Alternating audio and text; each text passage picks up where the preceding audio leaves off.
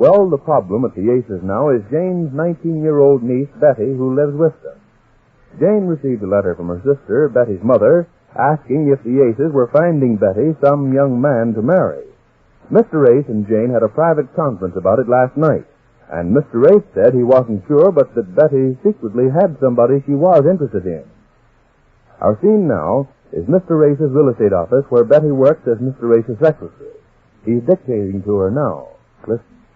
And I am enclosing the lease for you to look over, expecting it to be returned within the... Just a second, please. For you to look over, and what comes after that? Expecting it to be returned within the week, as I have another client interested. If you and your partner decide that Another client interested, yes? What's the matter with you? You're writing that in longhand? I'm sorry, Uncle Ace. I just can't coordinate this morning. Well, I think if you started getting in at a decent hour every night and came home to dinner as you should... Let's go on with the dictation. I am dictating. I insist that you start coming home every evening when I do. My life out of this office is my own. Oh. Well, I'm just offering some... Fatherly advice? No, friendly advice. I'd just like to know where you go 3 or 4 nights a week. Of course, it's none of my business, Of course. Oh.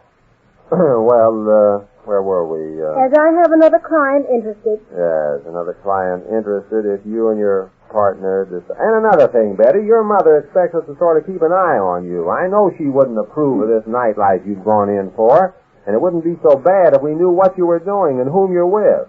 I know you can't keep going out by yourself all the time. All this sounds as if you've gotten another one of Mother's long letters. Well, suppose we did. I mean, after all... Don't worry, Uncle Ace. I'm quite able to take care of myself. Yes, but... If you and your partner decide... What? If you and your partner decide... Go on, please.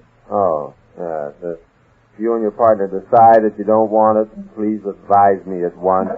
Oh, hello, dear. Oh, Jane. Hello, Betty. Well, I've been trying to call you on the phone all morning, and the line's been busy. Who's been talking all this time? Well, the phone hasn't been busy, has it, Betty? No more than usual. Well, I can't understand it. Well, what's the matter, Jane? What did you want? Oh, well, I wanted to tell you I was coming downtown to do some shopping. I wanted to have lunch with you, dear. Oh, well, it isn't quite lunchtime yet. I know. I'll wait. Well, all right. Get those letters out, Betty, will you? I was just going to. How are you, Betty? Just fine. I was asleep when you got in last night, so I didn't have a chance to... Well, what's the matter with her? I just went through that with her, Jane, before you came in, and I didn't get anywhere, so you'd better not start with her. Beg pardon? I tried to find out whom she's been seeing or going out with. You can't talk to that girl. What she needs is a good spanking. No, dear, that's not the way. You don't spank children anymore. That's the way they used to do way back. You said it, way back. I didn't call up here. I just made that up about the phone being busy. What? It's a trap. I figured it out. I thought I'd say that so we could ask her who she's been talking to. You know, you said you find her talking on the phone to somebody whenever you come to the office, and then she hangs up the minute you come in? Oh, so you thought you'd trap her? Yes, but the way she walked out... Well, that isn't going to work. Oh, yes, it will. Wait till we go out to lunch. Yes? And I come back to look for my glove. Glove? And I find her using the phone. Don't you get it? So what? So I'll ask her who it is. Oh, that's awfully clever. Well, I didn't sleep last night for nothing. Oh, so that's what you lay awake thinking of. Uh-huh. Well, we don't have to try tricking her into it. All we have to do is to come right out and make her tell us who this fella is and to behave herself. No, you know how she is. She flies off the coop the minute you start asking her something. And if she ever finds out that we got that letter from her mother asking us to find somebody to marry her, she won't get married just for spite. You know how obsolete she is. Yeah, I guess you're right. All girls are like that. When they know you're trying to marry them to somebody, 9 times 10 they get mad and won't marry anybody if he was the last man on earth. But how about this guy she's seeing? What guy? I don't know. There must be somebody, and why can't she come out and tell us she's interested in somebody? Well, that's what I'm going to find out. Now, you leave it to me, dear. I know how to handle it. Personally, I'm glad she's going with somebody. She should have fun, go to dances and things. I don't want her to be a wallpaper all her life. Well, but she doesn't have to do it behind our backs unless she's ashamed of the fella. That's just what I'm going to tell her. But you can't come right out and say it. You have to sort of lead up to it. And that's what I'm going to do. Come on, let's go to lunch. Well, it isn't quite 12 yet. Oh, what difference does it make? It'll give us a chance to go out and give her a chance to use the phone. Oh. And you can wait for me in the lobby downstairs while I come back looking for my glove and find her using the phone. That's the way I can lead up to it. Oh, all right. Come on. Hannah, boy. Now, don't act like we're thinking of anything. You know, just happy-go-lucky. Yes, Jane. Come on, let's... Well, dear, I wonder where we'll eat. I'm just ravishing. Where do you usually eat downtown? Well, there are several places we can go, Jane. All right. Oh, Betty. Yes? I'm going out to lunch. I'm going with him. Yes. I'll be back about 1 o'clock. Or maybe later, so you can just take your time, Betty. What? I mean, just don't hurry on our Yes, account. you can go to lunch when I come back. Naturally. Yes. Well, come on, Jane. Goodbye, Betty. Goodbye. I wonder if I got everything. Did I leave anything, dear? No. Good morning, David. Well, yes, it is rather late for morning, but my morning doesn't begin till I've spoken to you. Now there, isn't that a pretty speech or not? What are you doing? Oh, you'd be lost without your piano, wouldn't you? Your escape from what? My, you are in the mood today. I'll bet those minor keys got it going over this morning. Well, how about dinner tonight? Aren't you going to ask me? Oh, but not a bad habit, is it? Well, what? Oh, David, you sound so cynical this morning. Oh, I forgot my I'll glove. call you back later. Did you see my glove, Betty? Oh, go ahead and talk. I'm sorry I interrupted you. I was finished, Aunt Jane. But you said you'd call him back later. Him? Is he somebody I know? I don't think so, Aunt Jane. Who is it? What were you saying when you came in? Your glove? Oh, yes, I must have dropped it. You're wearing two. Oh, yes, you found it. There it is on my hand. I thought I lost it. Not unless you carry a spare. Yes, who were you talking to? Aunt Jane, don't you suppose that's my business? Oh, I don't know. I guess I've got a right to know who you talk to unless you're ashamed of him. What makes you so sure it was a man? Why, the way you hung up when I came in. And look at your face. It's blushing. Now, Betty, you might as well tell me everything, because after all, I have no mother here to guide me, and you've taken it upon yourself to take her place. yes, And you feel that you should tell me some of the facts of life. yes, and Yes, and try to mold my life, perhaps, and see to it that I don't fall into evil ways. yes, and Well, the most important fact of my life is that it's my own, just as your life is yours. I don't ask who you talk to over the phone, do I? but I only talk to the butcher and people like that, and your uncle. I'm not interested, Aunt Jane. Well, I'm not interested in the butcher and people like that either, only your uncle. I'm happy to hear it, Aunt Jane. There, see? And I'd be happy to hear who you're talking to all the time. The butcher, the baker, the candy stick maker. It doesn't make any difference, Betty. We just want to know everybody you know. Goodness, you don't think we're mad if you know some nice fellow that you want to go with. Only you should do everything open and across the board. Why, your mother would worry if she knew you were going out with somebody that we don't know. Oh, my mother's been writing you again, hasn't she? Your mother writing me? I can read between the lines. Betty, you read my mail? Oh, of course not. I don't have to. Back home she was forever throwing me at the boys, making dates with me for the most impossible, stupid, uninteresting people. But this one isn't. No, he's not. Oh, so there is somebody. What if there is? Nothing. I'm glad. Who is it? Oh, no, I'll never tell you that, Aunt Jane. Never? You mean you won't let us meet him? I'm afraid not. Oh, don't be afraid. Why not? Because I'm sure neither you nor my ponderous uncle would approve. That's why.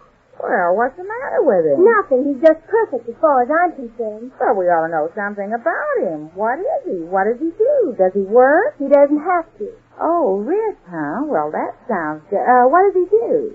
He's a musician. Swing? There, you see? That's one of the reasons you'll never meet him. Well, I didn't say that I didn't like swing, because I'm not a prude. If that's why you're afraid to introduce him to us, Oh, Betty. Aunt Jane. Well, if you want to swing, that's all right with me. A girl's only young once in a while, and it's good for you to go out and do things that all the young people are doing. It keeps you young and healthy. I always say a big apple a day keeps the doctor away. Please, Aunt Jane. Our minds are miles apart. Well, move over, Betty. I'm surprised at you for thinking we wouldn't like him just because he's that kind of a musician. He isn't that kind. He isn't any kind. Music is his life. He only teaches it to a select few. He won't even take money. He only has a few studying voice. Studying voice? Has he been studying yours? No. Well, I have, and I can tell by the tone of your voice that you're in love with him. Now, you might just as well fess up and tell us who he is. Never. Well, then you're ashamed of, Al. Al? I'll just keep guessing till I guess his name. Oh, Aunt Jane, can't you ever stop meddling? This is not meddling. I have to take care of you, and I'm going to. And if you won't bring, Ben to the house, I'll find out who he is and go see him myself. Is it Ben? No, and you're wasting your time. I haven't anything to do. I'll guess his name if I have to go through the whole alphabet, from A to there. You started out to lunch with Uncle Abe. He can wait. This is more important, the idea. I never heard of such a thing. If a girl's afraid to introduce some fellow to her own aunt and uncle, then I don't know. I'll bet, Claude would say the same thing. Claude. Don't worry, I'll guess it. Your mother expects us to find some nice young man for you, but if you're going to... So it was my mother's idea. She's so afraid I'll be an old maid. Well, who isn't? A girl nowadays has to get a fellow by hook or eye. And if this fellow, now, A, B, C, Al, Ben, Claude, D, he starts with D. Try David. I'll guess my own names, if you please. If, Douglas is the right kind of a fellow, you'd bring him to the house? Well, Jane was close there for a minute. But just what sort of a chap David is and why Betty hesitates to bring him around, we learn when next we meet the Easy Aces.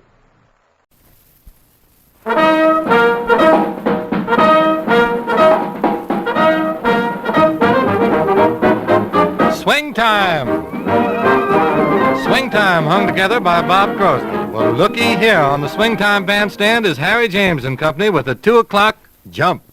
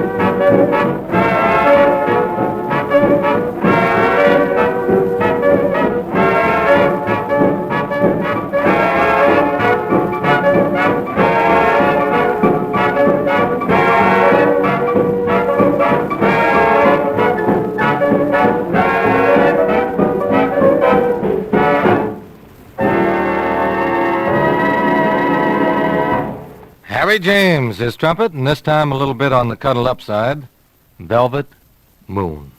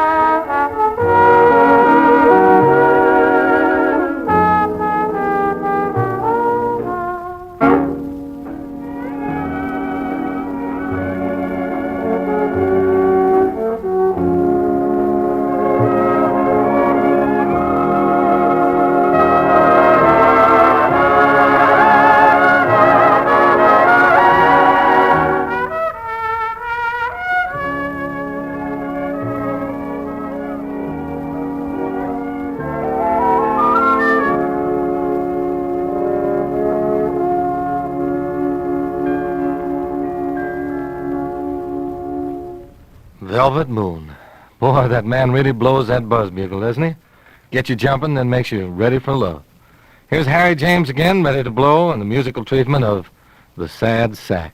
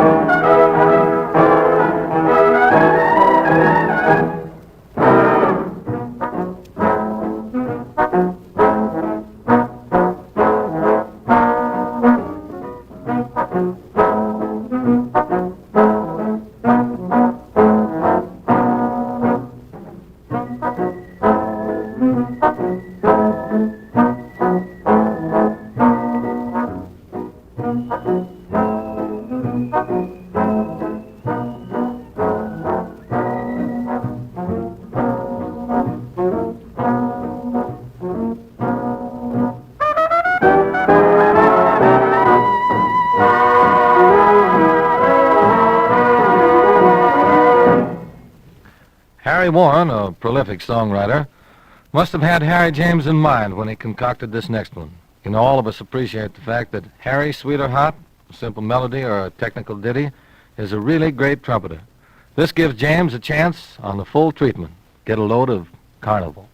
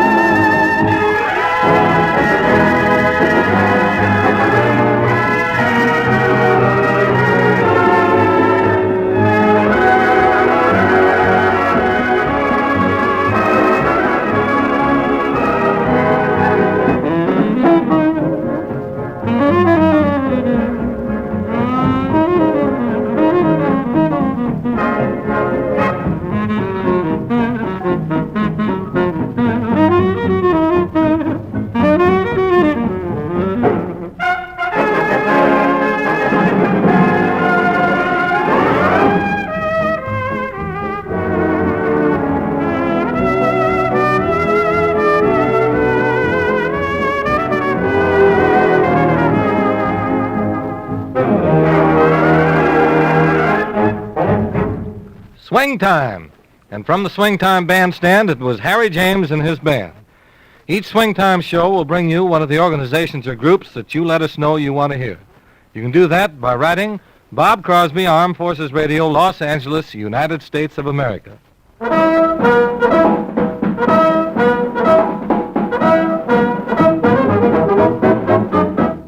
This is the Armed Forces Radio Service.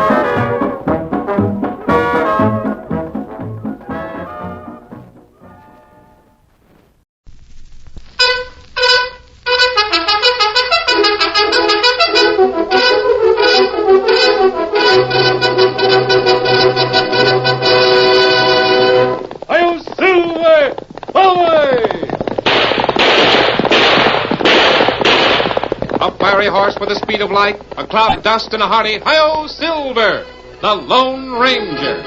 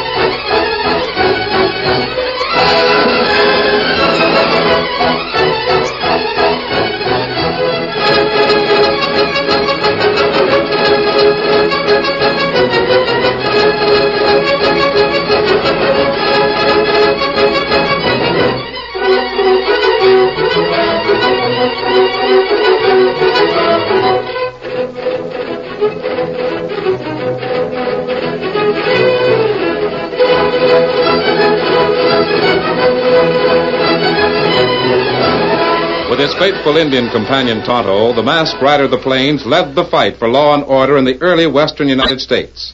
The stories of his strength and courage, his daring and resourcefulness have come down to us through the generations.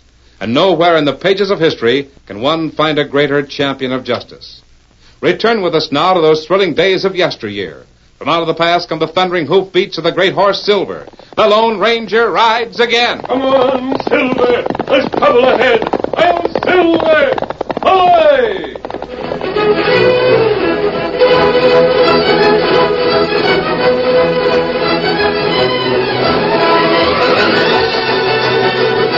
The West Texas town of Sago City was in the dry and merciless clutches of a prolonged drought. Not a drop of rain had fallen on the parched earth of that territory for months. Craig Bullock, whose law office was above the bank, considered these two facts as he descended the stairs and walked out onto the street. Bullock was a tall, gaunt man, slightly stooped, with features that resembled nothing so much as a death's head. His eyes were hard and unblinking behind steel-rimmed glasses. When he spoke, it was in a low monotone, as flat and dry as sun-baked dust. Apparently, he was a man without nerves. He was never surprised, never resentful, and never friendly. A circuit court judge in Missouri had noticed these things several years ago when he had said, "You are a disgrace and a blight upon the legal profession. In my opinion, the only cure for a man so evil, so grasping, so murderous and depraved is the gallows. I deeply regret that the jury's verdict permits me to sentence you to federal prison for only 25 years. You deserve far more than that."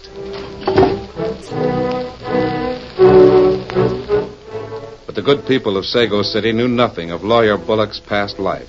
They knew him only as a dour and silent man who rarely spoke, as he did now to a group of ranchers who stood near the hitch rack. Good day, gentlemen. Pretty bad, isn't it? This drought, I mean. Pretty bad, all right. Yes. Yeah, worse than that. If we don't get some rain soon, it's going to kill what few of us are left. Yeah, it's a shame. Yeah, it killed through over 300 head of my stock. The rest of the critters are so weak they can hardly stand up. Well, what good would it do? There's nothing but parched weeds for 'em to graze on. That's right. You're Tall Hubbard, aren't you? Own the Rocking Tea Spread? That's right. Excellent piece of rangeland. Yeah. So's the Broken Arrow. Jim Nevers' place right next to me. Rangeland's no good without water. Right. Let's see. How long has it been since we were fortunate enough to enjoy a little rain? 403 days. 403 days. It's odd that you should keep such an accurate count, Mr. Hubbard. Condemned prisoners keep a pretty good count of the days before they die. That's what this drought is to us, a death sentence. Strange that you should say that. What do you mean? Nothing. I wish there was something I could do about it, gentlemen. What's the matter, Bullock? The whole town's in trouble. Thought you lawyers thrived on trouble. Not this particular kind. Yeah, guess it doesn't fetch much business. It has been my experience, gentlemen, that there are more important things in the world than business, even legal business. I am sincerely sorry for all of you.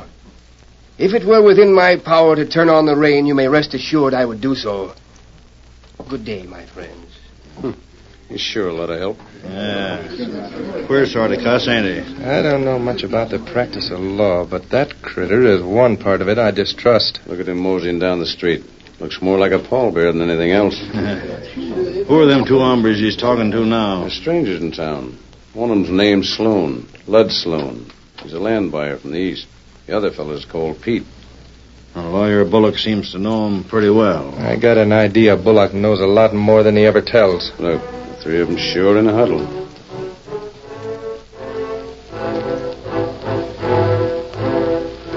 You're the boss, Bullock. When do we do it? Tonight.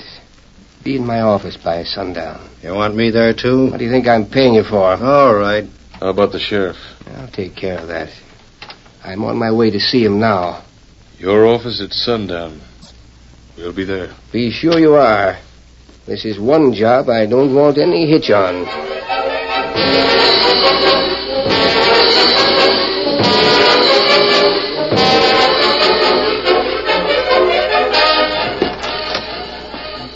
Afternoon, Sheriff Grimes. What do you say, Bullock? Looking for business? I might be. Well, they got a drunk back here in jail. He might want a lawyer when he sobers up. Does he have any money to retain counsel? Not a dime. Not interested. What's on your mind, Bullock? Want to see me? You're a good friend of Tol Hubbard's. I aim to be. Tol and I have been friends for years. And perhaps you can do a service for him. And also for me. What is it? I have a client. A man named Sloan. He's a land buyer. Recently arrived from the east. He wants to purchase Hubbard's ranch, the Rocking T.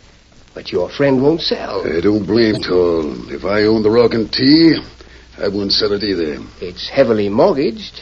And because of this drought, hasn't made a cent for over a year. So is every other spread. All the ranches are in the same fix. The weather ain't their fault. Mr. Cartwright at the Cattleman's Bank tells me that Hubbard's case is worst of all. And his is the most valuable ranch. What's the idea of telling me all this? I thought perhaps you could persuade Hubbard to sell. Of course I won't. Why should I? Hubbard's desperate for money. I know it. But I can't blame him for not wanting to sell the Rockin' T. It's his home. That's immaterial. Maybe you think so. My Tol Hubbard homesteaded that land. He and his wife built the first house with their own hands. She died there. And Tol's raising his daughter, the cutest little tyke that ever Hubbard's lived. family doesn't interest me. My client wants to buy the ranch. If Tol wants to sell, it's his own business. Then you won't help to influence him? Not a bit. I'm sorry. A man's friend should help him. Hubbard's so desperate for money, he's liable to do something foolish. Good day, Sheriff.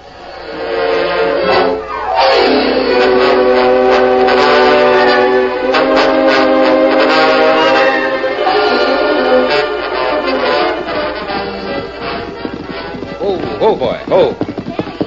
Daddy. Hello, Ginger. How's my girl? I've been cleaning the whole house. Washed the dishes and everything. Good. With a housekeeper like you, I guess I don't need to worry about hiring a cook, do I? Of course not. That's fine. Oh, say, Ginger, that white colt tied to the rail over there, where'd it come from? Oh, that's Victor, Dan's horse. Dan? Who's he? Just a boy who stopped by here while you were in town today. See, there he is on the porch. I've been waiting for you, sir. My name's Dan Reed. I'm glad to know you, son. I'm Tol Hubbard. Ginger told me. What can I do for you? Well, two friends and myself have been riding the main trail north of here, heading east. Every creek or stream we found is bone dry and... hunting water, huh? Enough for the horses. Well, water's a pretty scarce article in these parts, Dan. Yeah, it's the worst drought I've ever seen. Well, we all say the same thing. Cattle dying, crops burned up, and not even a sign of a rain cloud for over a year. Golly. Oh, but I've got a little spring at the bottom of that hill near the corral. It's enough water for us and for the horses. You and your friends are welcome to use as much as you want. Oh, thank you, sir. I'll tell them. We'll ride back later this evening. Anytime. Thanks again. Goodbye, Mr. Hubbard. Bye, Ginger. Bye. Seems like a nice youngster. Got a fine-looking horse there. They're both nice. Come on, Victor. And now, sis, what kind of a supper have you got fixed for your old pal? The best you ever ate. I'll have to eat it first, for I'll agree with you. Oh, Daddy, you always say that.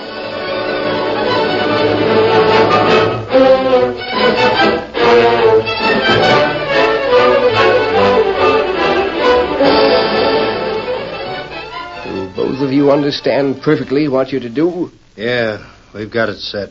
How about Cartwright? He's downstairs in the bank now, alone. It'll be a cinch. Then we head for the Hubbard place, the Rock and Tea. That's right. You have the papers I gave you? Right here in my pocket. Come on, Pete. Remember, no slip-ups. Don't worry.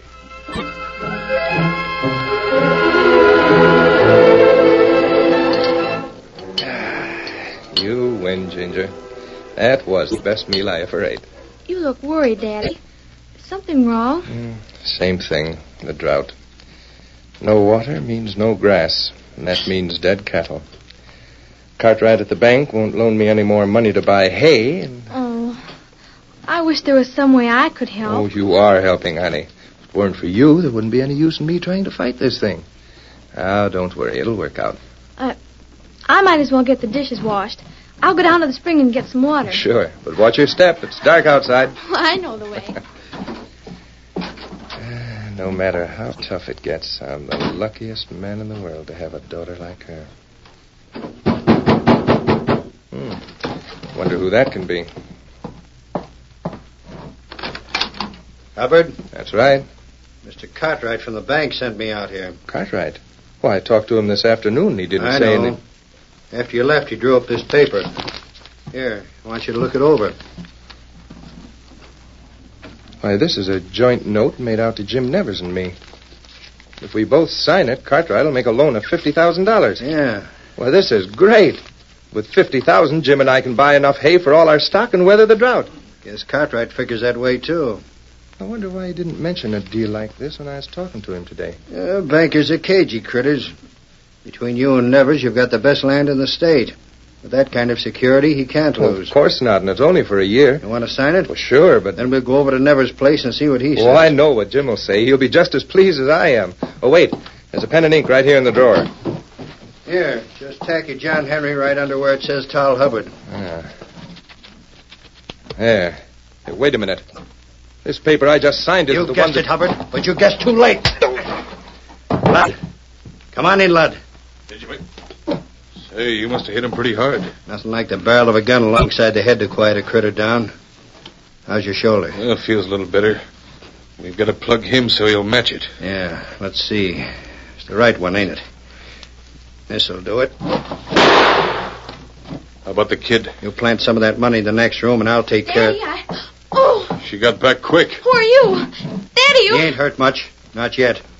And you'd better keep quiet, sis, because you're going on a trip.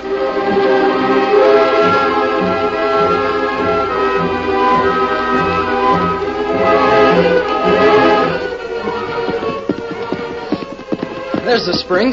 See right over there. Oh, hold on. Victor, hold on. Lucky you located water, Dan. Mr. Hubbard's very kind to let us use it. Easy, Silver. Not too fast, big fella. Yeah.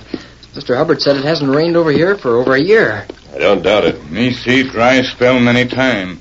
Never seen one bad as this. Yes, it's worth. What's that? Let me go! Let me go! Hey, it must be Ginger. The little girl I was telling you about. No, let me go! Golly, that doesn't sound like a father. He's in trouble. Come on, Silver. Hit him up. Come on, Victor.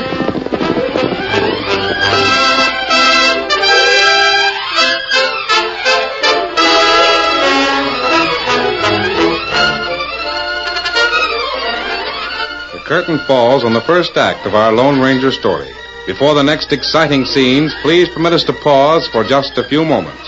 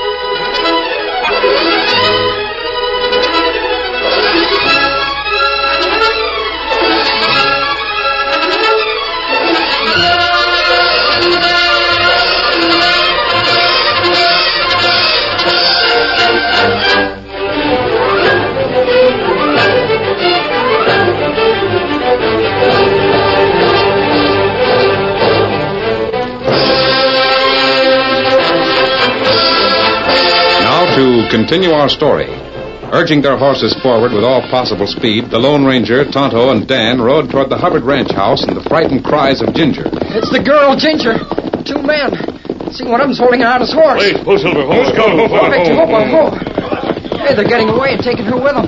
Aren't you going to do These men are heading north. Cut to the left and follow them. Don't try to overtake them. Find out where they go. You do it. Get them up, Scout. Why'd you just send Tonto? The girl's been kidnapped, Dan. I'm sure of it. Oh, golly, then now, why... Listen. Those horses are coming from Sago City, heading right for the ranch. Tonto will trail the men who have the little girl. You and I will move up to the east side of the house and see what happens there. Who do you think those men are? That's what we're going to find out as quietly as we can. Come on, Silver. All right, Victor.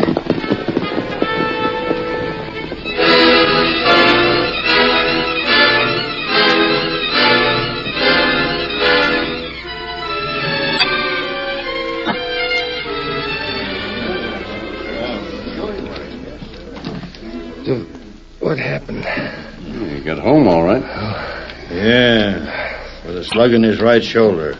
Sheriff Grimes. I'm sure glad to see you.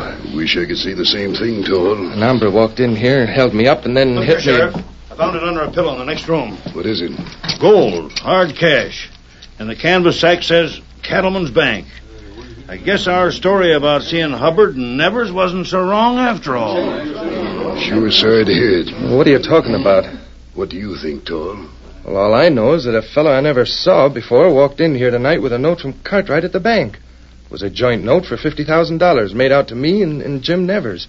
Well, I signed it, and then I noticed it wasn't the same note that I'd been reading. But before I could move, something hit me over the head. Yeah? You've got a bullet wound in your shoulder. How'd that happen? Well, I don't know. Kind of a thin story, Sheriff. What is this all about, Grimes? 2 men held up the Cattleman's Bank tonight. Killed Sam Cartwright and cleaned the place out. The boys saw those gents backing out of the bank. One of them had been hit in the shoulder. You think I was one of those men? You and Jim Nevers. This is some of the bank's cash. We found it in your house. Well, I've been here all evening. Ginger will tell you that... Where is Ginger? Where is she? I ain't seen her, Toll. Ginger! Oh, they've taken her, too. My little girl, the kid's probably hiding around here someplace just to back up Toll's story. Why, Well, take it easy, Toll. If your story's true, it'll be proved. True? Well, you must be loco, all of you, to think that I'd... All I know is that Cartwright sent a man out here with a note. Everybody knows Cartwright wouldn't loan any of any money. Some of you boys had better ride over to Jim Nevers' place, see what he has to say. Can you walk, Toll? Well, sure, why? Guess you'd better come into town with me. Been hit over the head, framed, and Ginger's been kidnapped. And now you're going to arrest me. I hate to do it, Toll. I've known you all my life, and you know me. I thought you were a friend of mine. I am. And I'm also the sheriff of this county with a sworn duty to perform. Come on, Toll. Let's ride into town. Who's that? Oh, I don't know. Ain't the boys. They headed for Jim Nevers' place. I'll Silver! Away!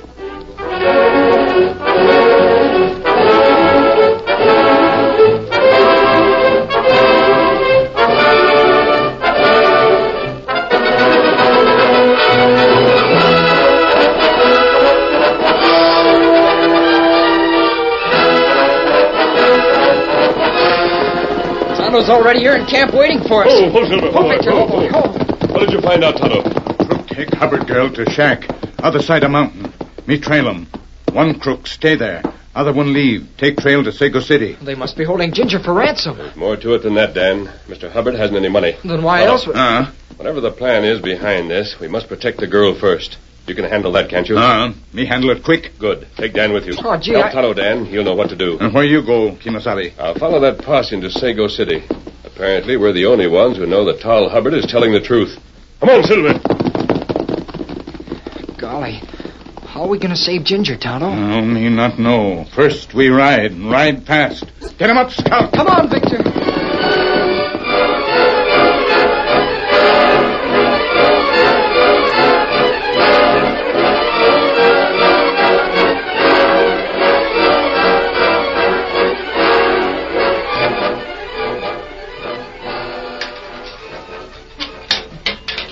Right in here, Nevers. I've only got one cell in this jail. You and Tall have to share it. Jim. Anything you say, Sheriff. Hello, Tal. Have you gone loco, Grimes? Can't you see this is a frame-up? Jim and I didn't hold up any bank. An hombre came over to my place about 2 hours ago. He said you had sent him, Tal, and showed me the note you'd signed. Naturally, I signed it, too. Sure. Sheriff and a posse rode up and arrested me. I can't figure it out. Well, I can. Somebody's framed us. And they've kidnapped my little girl. Well, I'll send some grub back here so you fellas can eat. This whole thing is too much for me. Don't make sense. I thought Grimes was a friend of mine. Yours, too. I guess a lawman's got to think of his duty first. He said he'd help us every way he could. How? By keeping us locked in his jail while kidnappers get away with my daughter?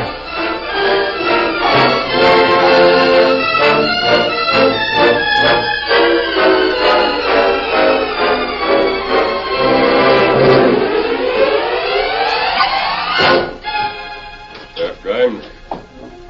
Mash that. Better not draw, Sheriff. I have you covered. Who are you? What do you want? You have Tall Hubbard and Jim Nevers in jail. What's that to you? Oh, I see. Then Tall and Jim are tied in with an outlaw, and you're one of No, them. I'm not an outlaw. Neither are they. Hubbard's little girl was kidnapped tonight, and he was tricked into signing a note, just as he told you. Yes?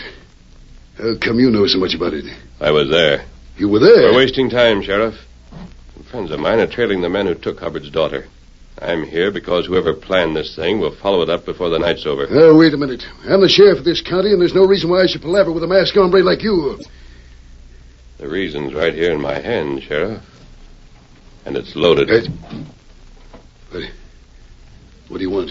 Have you any idea who would frame a thing like this? No, I haven't. And all we can do is wait.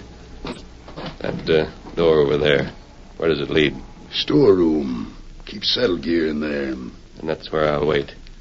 The door will be open enough for me to use this gun, if I have to. I don't know what you're figuring on, stranger. Neither do I. We'll both wait and see.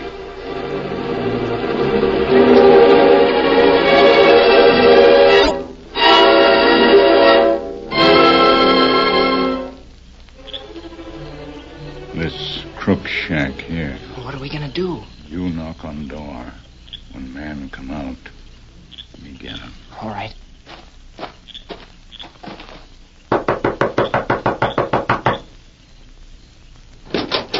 What do you want? Well, I was riding south to Sago City, and, well, I guess I lost my way. Thought maybe you could help me. That ain't my fault, kid. We don't want any strangers around here. Get moving. Well, won't you at least point out which direction is south? I said get moving. Sago City. Oh, did you get him, Tom?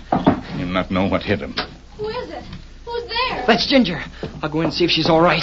Me tie up crook. Ginger, are you all right? Dan. Oh, I'm so glad to see you. Oh, they've got you tied to a chair.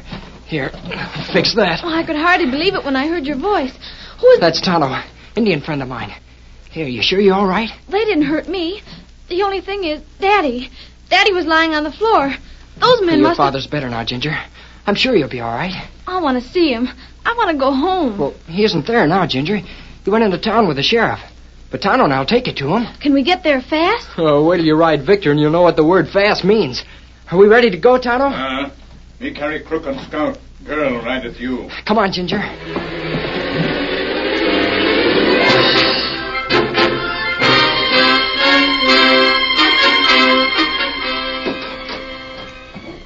Good evening, Sheriff. Well, Lawyer Bullock.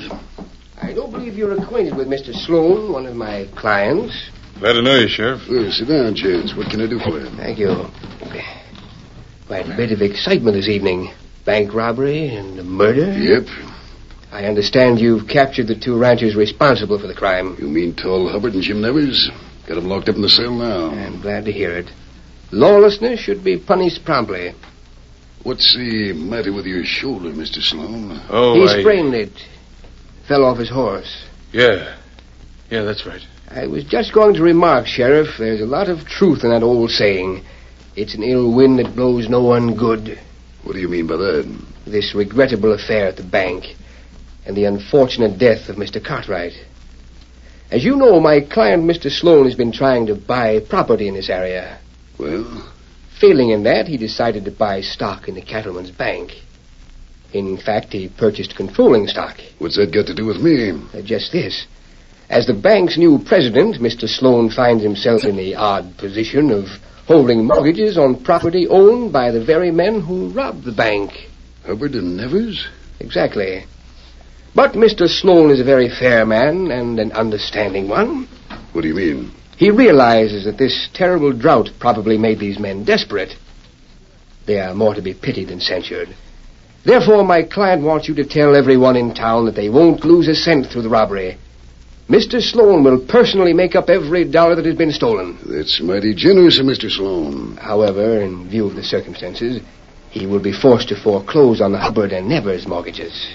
I thought Toll told me those loans had a few more months to run. As a matter of fact, they were both due and payable yesterday. Here, you can see for yourself. The dates are right there, with the signatures of Hubbard and Nevers. That's all I wanted to know. An outlaw! Masked! I don't have to go for a gun. That little scratch on your arm won't hurt you.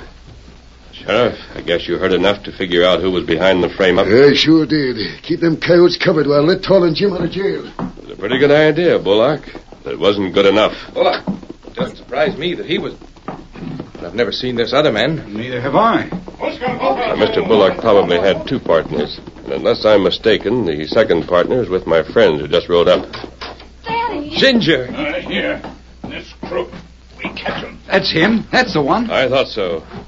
Sheriff, I guess you know what to do with two murderers and a crooked lawyer. I sure do. And our job's finished. Come on, Dan, Otto. Hey, but who was he? Don't know. It's more than I can figure out. He walked in here, seemed to know exactly what was going to happen. Funny part of it is, it did happen. I know who he is. Who? How do you know, Ginger? Dan Reed told me. That man is the Lone Ranger. I'm Silver! Away!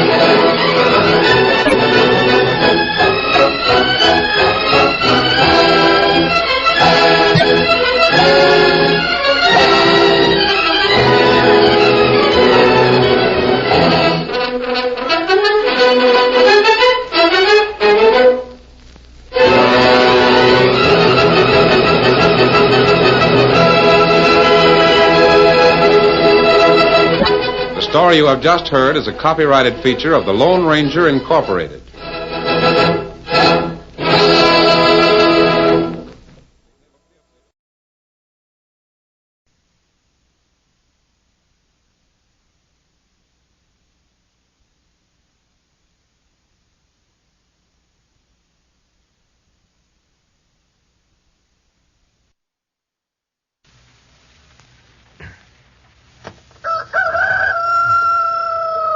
Wake up, America. Time to stump the experts.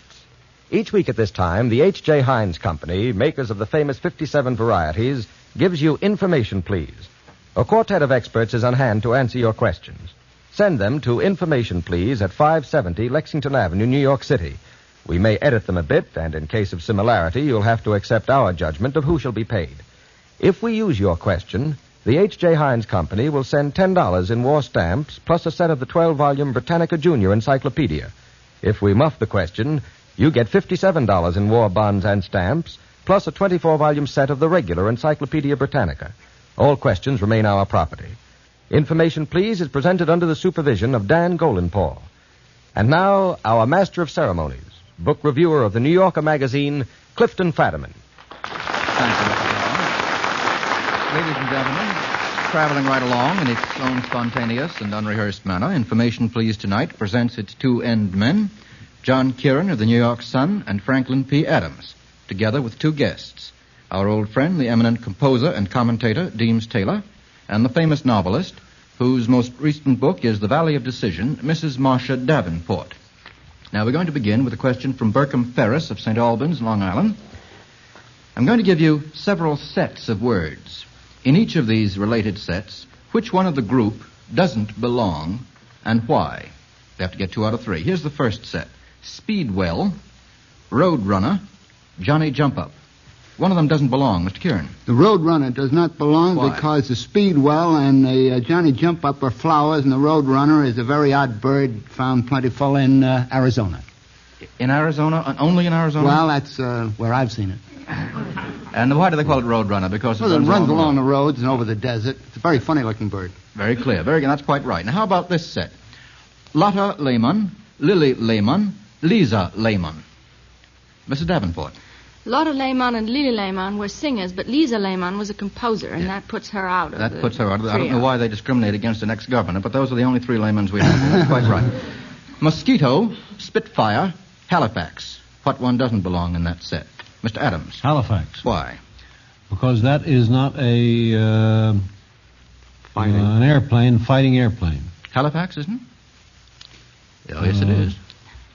Mrs. Davenport? Just the other way around. The Mosquito... The Halifax is a bomber, and the Mosquito and the Spitfire are fighters. That's wrong, too, Mr. Taylor. The Mosquito is a new type of bomber, and the Halifax is also a bomber. The Spitfire is the sharp-nosed British fighting plane. Yes, that's the one that doesn't belong. It was on the tip of my tongue. Well, it took quite a time for Mr. Kieran to set us right. That's one wrong, but that passes us with 2 out of 3 and sends us on to this one from Elizabeth Turnell of Urbana, Illinois.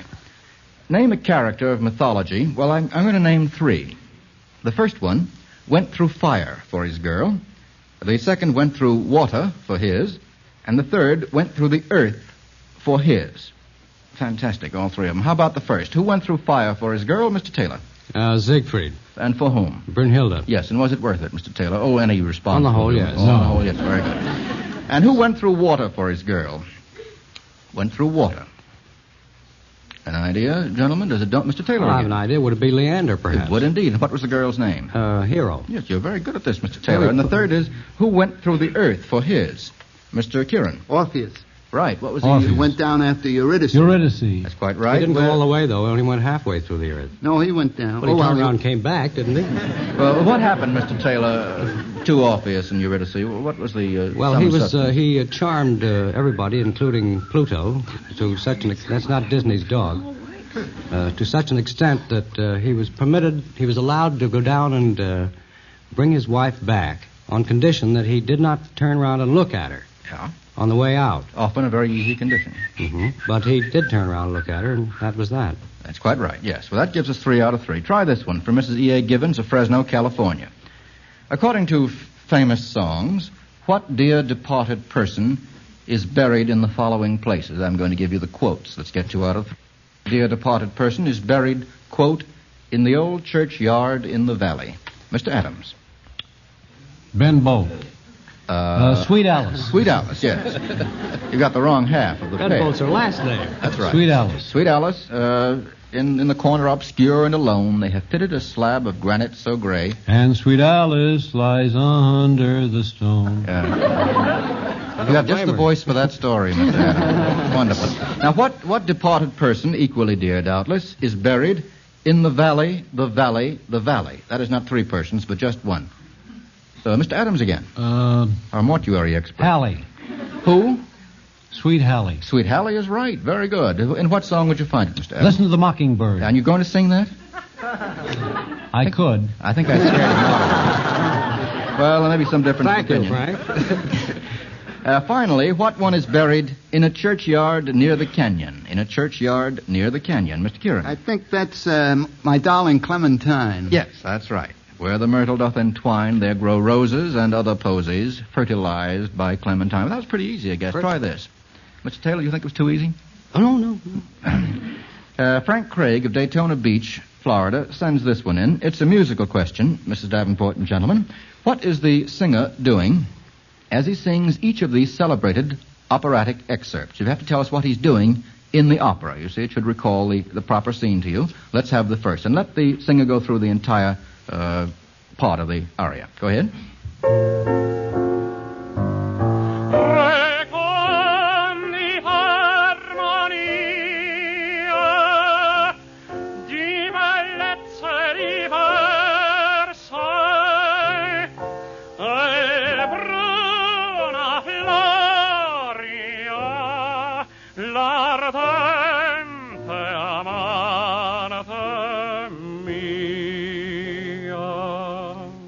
Thank you. That was not Adams, by the way, just in case anyone was confused. Mrs. Davenport? That was Cavaradossi painting Tosca's portrait. That's quite right, yes. Cavaradossi is standing. Where's he standing?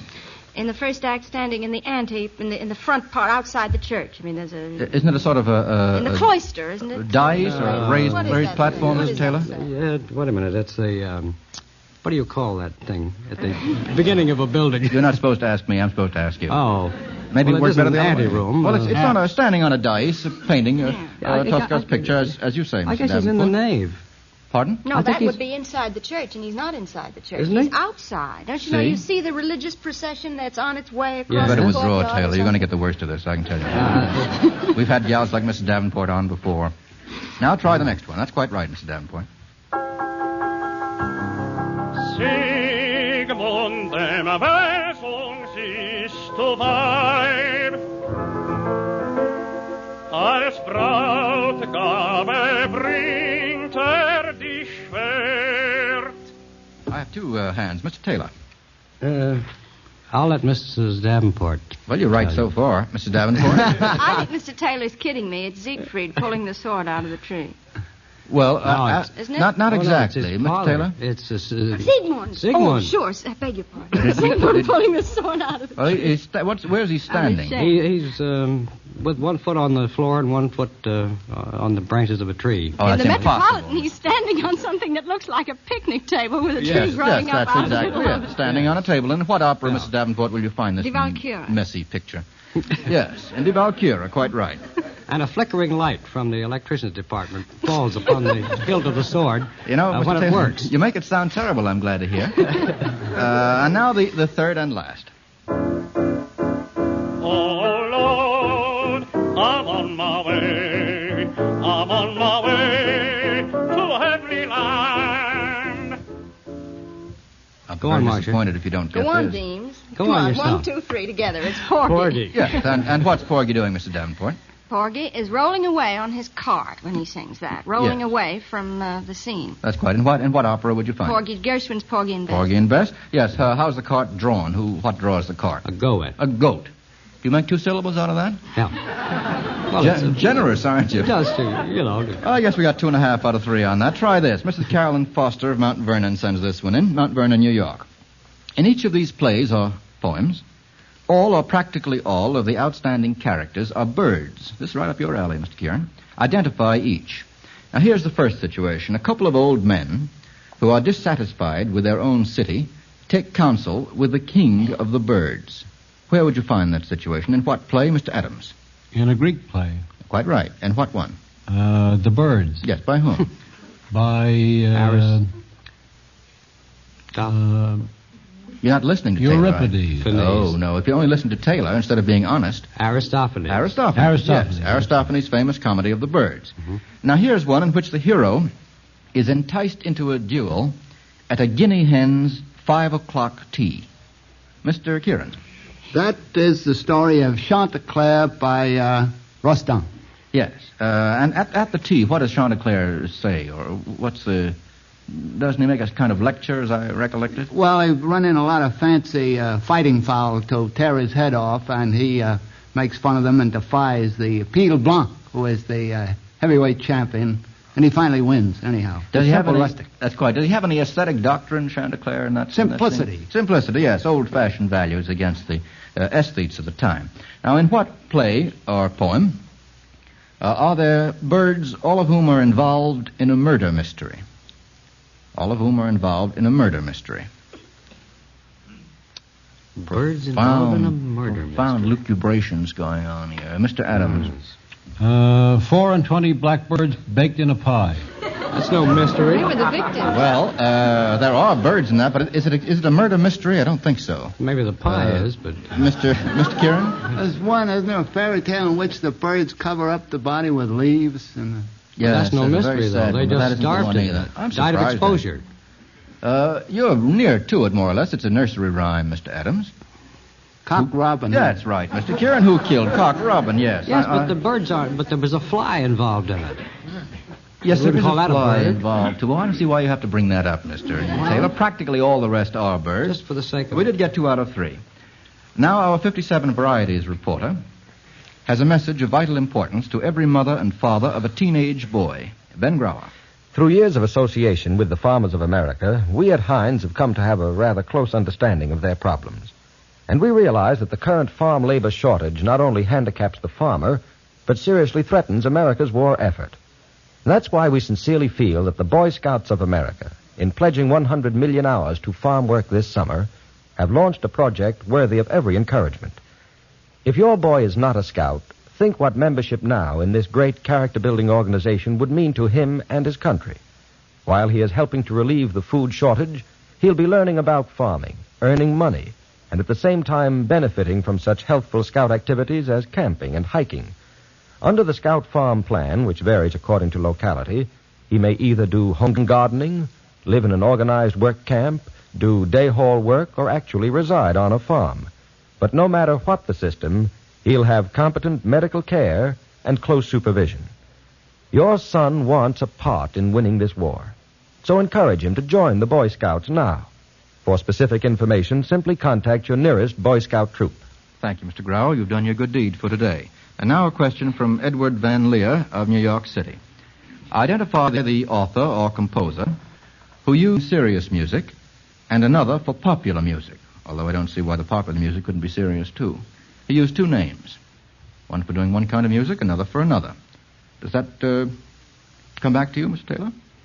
Or is it far from you? Oh, you mean Why, certainly. And Dukelski? Yeah, the idea is to answer the question. Oh, I thought you were going ahead and name him, you see. Yeah, we're on the air now, Mr. Taylor, yes. Quite right. Which is his real name, Mr. Taylor? Dukelski. Dukelski is his real name. He writes serious music naturally under that name. And he's in the Navy. And he's in the Navy. And his name for popular music is Vernon Duke. Vernon Duke. Right. Now, how about this one? Wrote April and Paris. One was used by this person as an art critic, and another used when he wrote detective stories. Mrs. Davenport. That's Willard Huntington Wright, who was as an art critic and as a writer of detective stories. Yes, that's the real name. Name, too, doesn't it, Willard Huntington Wright? That's quite right. The creator of Philo Vance. How about this one? He uses one name for books on political economy. This is going to slay you. And he uses the same name for humorous sketches. Who is that? Mr. Taylor. Stephen Leacock. Stephen Leacock, the famous Canadian author. Very good. He is, too. Very good indeed. You're going on all cylinders, Mr. Taylor, tonight. See nothing really. Maybe I can trip you up. John D. Bell of Milwaukee sends this in. Name the play or opera in which a man interferes in a duel with the result that his friend is killed. Mr. Kieran.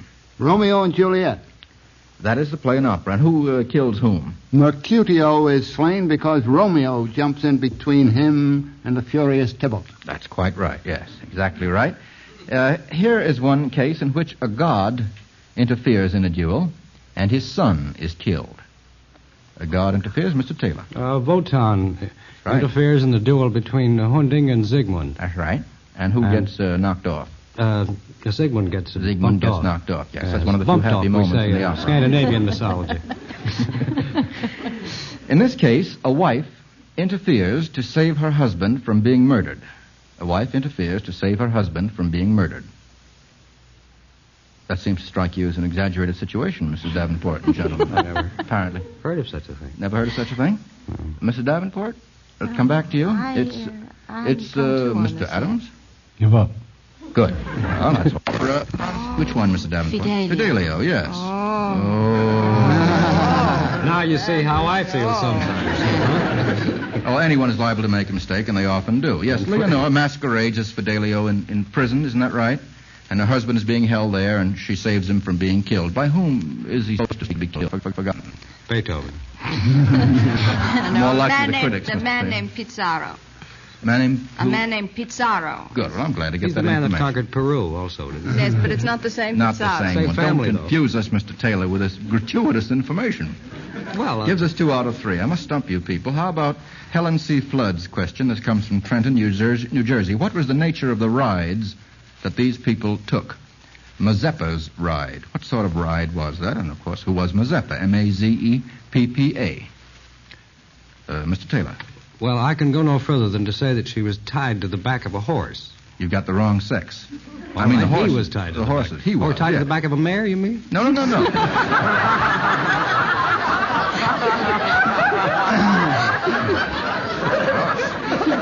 No, Mazeppa does sound as if it would be a lady. Mazeppa was the horse. An ending. Do you think Mazeppa was the horse, Adam? I think Mazeppa was the horse, 8 to 5 and out.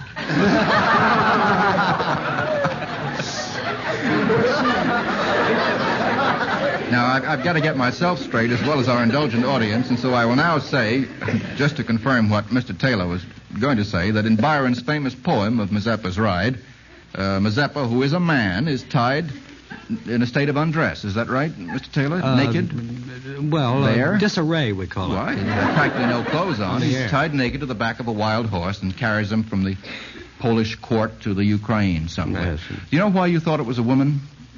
No. Tell me, Mr. Bones. All right. For this reason, that a famous woman actress of the last century, whom you may remember, Mr. Adams, used to play the part of Mazeppa in a state, as you put it delicately, of disarray. And so That's many right. people got to thinking that Mazeppa was a woman. Yes. And you apparently thought the same. But No. Mazeppa was a man Was played it by Clara a woman. Morris? Pardon? Clara Morris? I don't know, Clara. I don't know who it was. I forget who it was. Some very famous lady. How about Europa's ride? Europa's ride, Mr. Kieran? She rode on a milk white bull. Yes, where?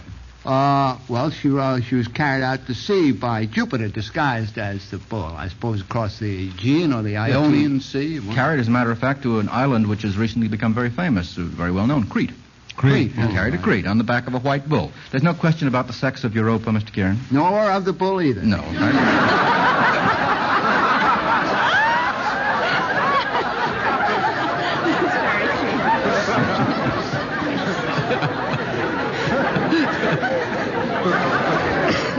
All right. I don't think there's any comeback on that one. How about the famous ride of Skipper Ireson? Skipper Ireson's ride. Mr. Taylor. Turd and feathered and carried on a rail by the women of Marblehead. Why, Mr. Adams, did this happen to the poor skipper, do you know? Why was he tarred and I feathered? know. The women of Marblehead were in that, but They why, certainly I don't were, know. yes. John knows. Mr. Kieran? He refused to rescue some townspeople who were... Yes, I think he deserted the ship with the Well, they men went of off the and left townsfolk them. aboard, and that's quite right. And you'll find this story, Mr. Kieran, where? Skipper Ironside's Ride. By Ireson's. John G. Whittier. J.G. Whittier. By J.G. Whittier. Well, that right. gives us the complete story. J. Greenleaf Whittier. Like pulling teeth. Are you finished with Whittier? Try this one. Martin Roth of New York sends this in. It's about cookery. You cook, Mrs. Davenport? Yes. All right. Try this one. With what forms of cookery are these unusual materials associated? The first set of materials, seaweed and canvas. What kind of cookery do you do in association? Mrs. A Davenport. clam bake. A clam bake. How do you cook clams that way? Well, you usually sink a barrel in the sand and fill the barrel full of clams Yeah. and other things, lobsters and ears of corn and various things like that. And then on top of that you put seaweed, and then on top of that you put a great many hot rocks that you've heated for about a day and a half in a big fire in the sand before. And on top of the whole thing you put wet canvas, and then you go away And then you leave go it. home. Who eats the barrel, Mr. Davenport? Who eats the barrel? Well, that's exactly right. It's a famous clam bake. I guess you'd find a lot of that sort of stuff around, Maine and All places up and like down that. the Atlantic. All up Clam and down bake the is North also an Atlantic. insufficiently rehearsed radio program. Yes, but none of your autobiography, Mr. Don't point. Don't point.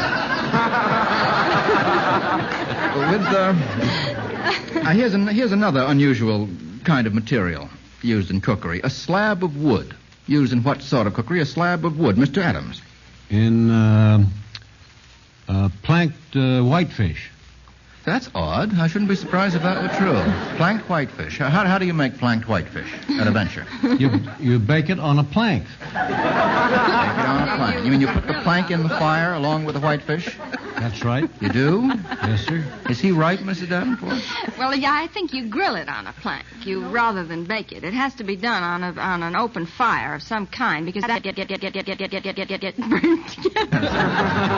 I think that between the two of you, you've approximately got it. In addition to cooking whitefish. Steak also. Steak You plank also. many things, but notably fish and beefsteak. Yes, that's quite Not right. nowadays, no beefsteak, kid. Right. That's true enough. Now, suppose you used a hoe blade and hot ashes. You would cook, Mrs. Davenport, what? Hoe cake. Hoe cake. How's it done? Well, you make a mess of cornmeal and water and put it on a hoe and stick it in a fire. Is it any good? No, it's terrible. Well, that And again, cancels you about go away. 42 southern stations, I guess, beginning next week. Got 3 out of 3 on that. Now I notice that our Heinz reporter has a sentimental gleam in his eye that bears investigation. Mr. Grauer. I'd be the first person in the world to pay tribute to modern architecture, but I'm also old-fashioned enough that great American institution, the pantry. I can still picture Grandmother's pantry with its food-laden shelves, and the mere thought brings back a whole roster of fragrant memories, of great golden-crusted loaves of fresh-baked bread peeking out from under snowy towels, pans of whipped cream and crocks of yellow butter, and on the neatly lined shelves, those familiar Keystone-labeled bottles of Heinz horseradish, pickles, and tomato ketchup. Yes, way back in the horse and buggy days, the 57 varieties were saving time for busy women, adding flavor to their meals just as they do today. For 74 years, the House of Heinz has kept faith with American housewives, brewing their soups to cherished heirloom recipes, putting up their sparkling jellies and crisp green pickles, preparing chili sauce and mustard the careful, home way. Perhaps that's why so many Americans of all ages look to Heinz for the quality and flavor that make a meal something to remember. Thank you, Mr. Grauer. Now try this one. Mrs. A.K. Emery of Corvallis, Oregon, sends this one in. What, according to the poets, is nobly planned? What is nobly planned, Mr. Adams? A perfect woman. Yes. Can you go on with the quotation? Nobly planned, to warn, to comfort, and command. That's exactly right, Mr. Adams. Seldom executed. Very well, actually. And what's it from, Mr. Adams? Wordsworth. Wordsworth. What's the title of the poem, Mr. Kieran? She was a phantom of delight. Yes, she was a phantom of delight. Now, what, according to the poet again, is done quickly? Mr. Kieran. Murder. Yes. And in particular, whose murder? Why, that was Mr. Macbeth musing on the contemplated murder of his friend and guest, Duncan. Yes. Do you remember the line in which the phrase done quickly is Twere contained? done when 'twere done, then 'twere well, 'twere done quickly. Yes, that's it. Very good. It took longer than the murder. Mrs. Davenport. The least said. The Yes, soonest least mended. said is soonest mended. I oft have heard defended, little said is soonest mended. Who wrote the lines? Very famous, and I think most of us, including myself, didn't know until now that they were written by... Sounds a little like Benjamin Franklin. No, it doesn't. It may sound like Benjamin Franklin, but it was written by a man named George Wither. And now that I say George Wither, it sounds to me very much more as if it were written by George Wither than Benjamin Franklin, Mr. That's 3 out of 3. Mrs. R.D. Stout, it wouldn't do any harm if you muffed a couple of questions, Mrs. Davenport. When Mrs. R.D. Stout of Bethlehem, Pennsylvania, sends this one in. I think we ought to get all 3 on this. What products are brought from these distant lands to be used by American manufacturers in the following cities? What product is brought from China to Bethlehem, Pennsylvania, to be used by an American manufacturer? What from China, Mr. Taylor? Here goes an encyclopedia. Tungsten. Oh, that's right. I'm so sorry. Tungsten's quite right. Used in what process? Manufacture of steel. Yes, quite right. But I don't know whether we get tungsten from any other place than China. Do you know, Mrs. Davenport? I don't know. I know it comes in the most important quantities from China, but I think it comes from other Asiatic places, too. Yes, I have a feeling it does, too. And how about something that's brought from Syria to Richmond? Syria to Richmond. Richmond, the American city. Mrs. Davenport. Tobacco, for blending tobacco. Well, but particularly what? Carrying tobacco to Richmond is like carrying coals to Newcastle, to coin a phrase. Special kinds of Near Eastern tobaccos that are used in blending with American tobacco. You mind if I pin you down? Not a Mr. Taylor? key. Latakia, yes. I was afraid to say that. I thought it was too nasty commercial. smelling tobacco. That's Oh, no. It's not just something that's grown in Syria. Latakia, it's a special kind of tobacco used for giving a kind of extra bite, isn't it? Flavor? An extra. and for no, pipe it's tobacco. very mild. It is mild? Yes. I think it's used to give bulk, frankly. How, come right out with it and say bulk. All right. How do you spell it, Mr. Adams? Latakia. Very good. And what product is brought from Sumatra to Pittsburgh? From Sumatra to Pittsburgh. Dancing girls. No such luck for Pittsburgh. They need it. Mr. Kieran? Stogies? No.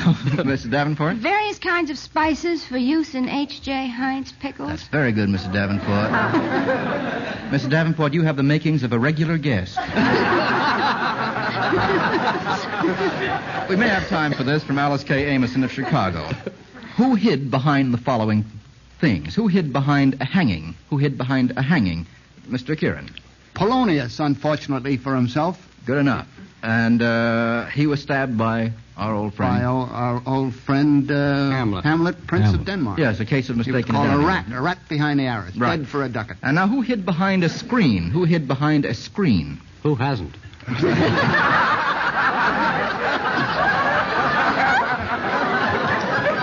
Silver screen? No, I don't know what it was made of. It was Lady Teazle in The School for Scandal by Sheridan. And who hid behind among trees in a garden? Well, that's a tough one. It was Adam and Eve who hid from God because they had eaten of the tree of knowledge and therefore knew shame. Never heard of them. Well, and Never that heard. will send $57 in war bonds and stamps to Miss Amoson and a set of the Encyclopedia Britannica. Thank you, Mr. Davenport and Mr. Taylor, for adding to the fund this evening. Tonight, the H.J. Heinz Company has paid out $57 in war bonds and stamps and one set of the Britannica. Next week, the good old trio of Adams, Kieran, and Levant will bat them out along with our guest, the famous British author Hilary St. George Saunders, author of the bestseller about the Commandos, Combined Operations. Remember, send your questions and the correct answers to Information Please at 570 Lexington Avenue, New York City. And now, Ben Grower. H.J. Heinz Company wishes you good night and good health. Be with us again next Monday at the same time to help stump the experts. And this week, if your son isn't now a Boy Scout, encourage him to join this organization, whose members are doing so much to win the war as they build the foundation of a finer America in the years to come.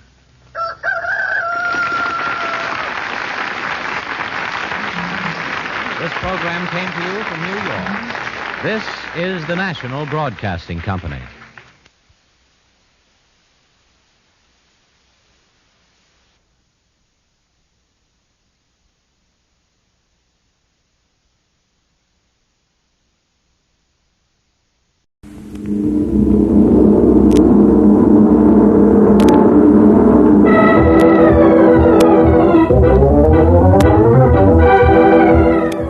The Adventures of Jungle Jim.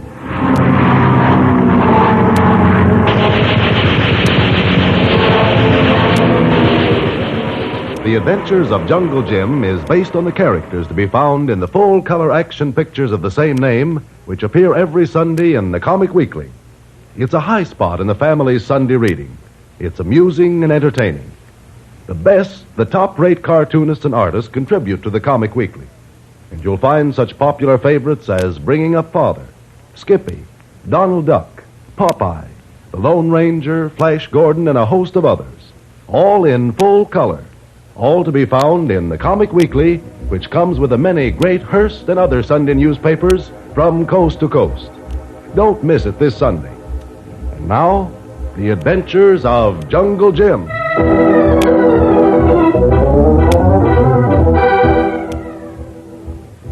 Jim and his faithful servant Kolu have discovered that the so-called quiet and peaceful college town of Knowlton is not the place to find peace and quiet. And Jim and Kolu are heading back for the big city, where, as Kolu says, find more quiet in subway train and boiler factory. It is about 11 o'clock at night and raining as we begin our story. Well, this hardly looks like a main road, Colo. And a wild country around here. Look, to one, Jim. Sign up ahead. Well, slow down. Let's have a look at it. There, see? In headlights. Sign say, Granton, 20 miles. Guess you're right after all, Colo. This road still looks strange to me. Can't remember ever coming this way before. Wait. Car coming to on Jim. We stop them. Ask to make sure. I'll do it, Colo. Coming pretty fast. Hello there! They not stop. I guess they were afraid to at this time of night on a lonely country road. What we do now to on Jim? They must be heading for Grenton too, Colo. This road is good enough for them. Well, it's good enough for us. Let's go on.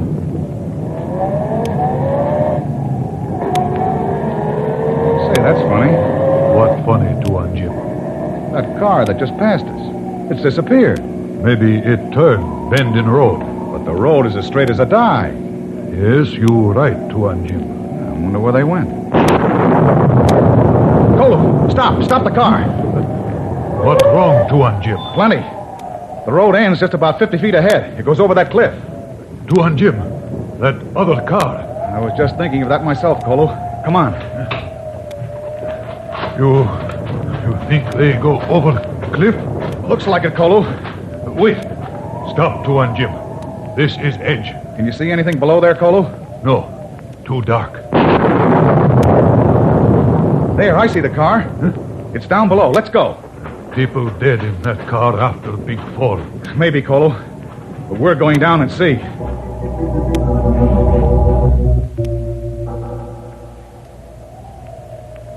That's peculiar. There's only one person in the car, a woman. I could have sworn that there was a man driving. Maybe man fall out when car go over the cliff. No, the doors of the car all closed. Well, let's get the woman out of the wreck. Yes. To on Jim. The woman. Yes. Yes, Colo. She's dead.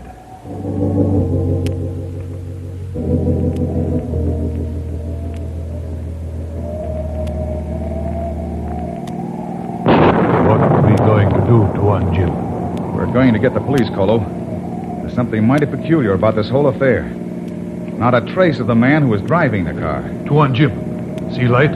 Over there. It's a house. Off the road about 100 yards. Turn in the driveway, Colo. I not see light when we go by here before, to on Jim. Neither did I. Everything this night happened funny. And it's not so funny, Colo. Pull up in front of the house. Say, the light just went out in the house.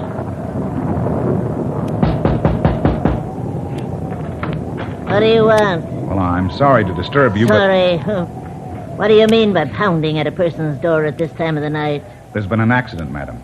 And I'd like to use your phone to call the police. Accident? Call the police? Well, you can't do it.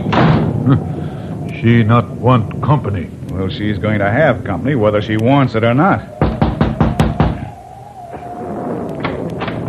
Good evening. Won't you come in? Oh, yes, I know. There's been a wreck and you want to call the police. Amelia told me. Well, all we want to do is call the police. We'll leave immediately. Come in. You'll catch your death of cold standing there in the rain. Come on, Colo. Yes, to on Jim. My name is Bradley. James Bradley. And this is Colo, my manservant. How do you do? I'm Jonathan Carrera.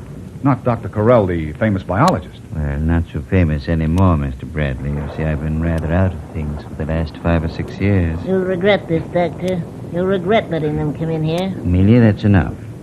Now, Mr. Bradley. May I use your phone right away, Dr. Carell? I must phone the police about that accident. I'm afraid that's quite impossible, Mr. Bradley. Impossible? At least till tomorrow morning. You see, the storm has disrupted communications. The phone is dead. I see. Well, thank you anyway, Doctor. Come on, Colo. You're not going. We must.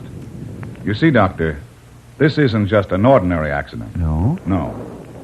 I think that the signposts on the road were deliberately tampered with and changed to cause that car to go over the cliff. Good Lord, why? I don't know, Doctor. But I'm going to find out. Oh, I can hardly believe that, Mr. Bradley. But even if it's true, don't you think it would be better to wait till morning, till it's light out? But, My nearest neighbor lives several miles from here. Like as not, his telephone is dead, too. That's very As true. for the woman in the wrecked car, well, nothing can bother her now. It isn't as though she were injured and had to receive medical attention. Well, you win, Doctor. We'll stay. Good. You may use this room. There's a sofa and a lounge that are very comfortable. Oh, don't bother, Doctor. I don't believe either Colo or I will want to go to bed. As you say, Mr. Bradley. Amelia. Yes, Doctor. Bring Mr. Bradley and What did you say his name was? Colo. Oh, yes, Cola. A pitcher of milk and some of that fine cake you baked today. Oh, please, Doctor. We're not hungry. When you taste Amelia's cake, you will be. She's an excellent cook. I baked that cake for you, Doctor. Amelia, you must learn to be more hospitable. Now, get the milk and the cake. Very well. Don't let us keep you awake, Doctor. We'll be all right. Oh, I wasn't asleep when you came, Mr. Bradley. Oh, you weren't? Oh, no. I was working in my laboratory on some new experiments. Well, if you would like to go back to them, Doctor. Frankly, I would. As much as I've enjoyed this little interruption, I must get back to my work. So if you'll excuse me. Go right ahead, Doctor. Thank you. You mustn't mind Amelia. She's really very good at heart. Good night. Good night. He's a nice man, the doctor. Yes, Colo, and quite a famous one. Well, this is better than spending the night in the rain, isn't it?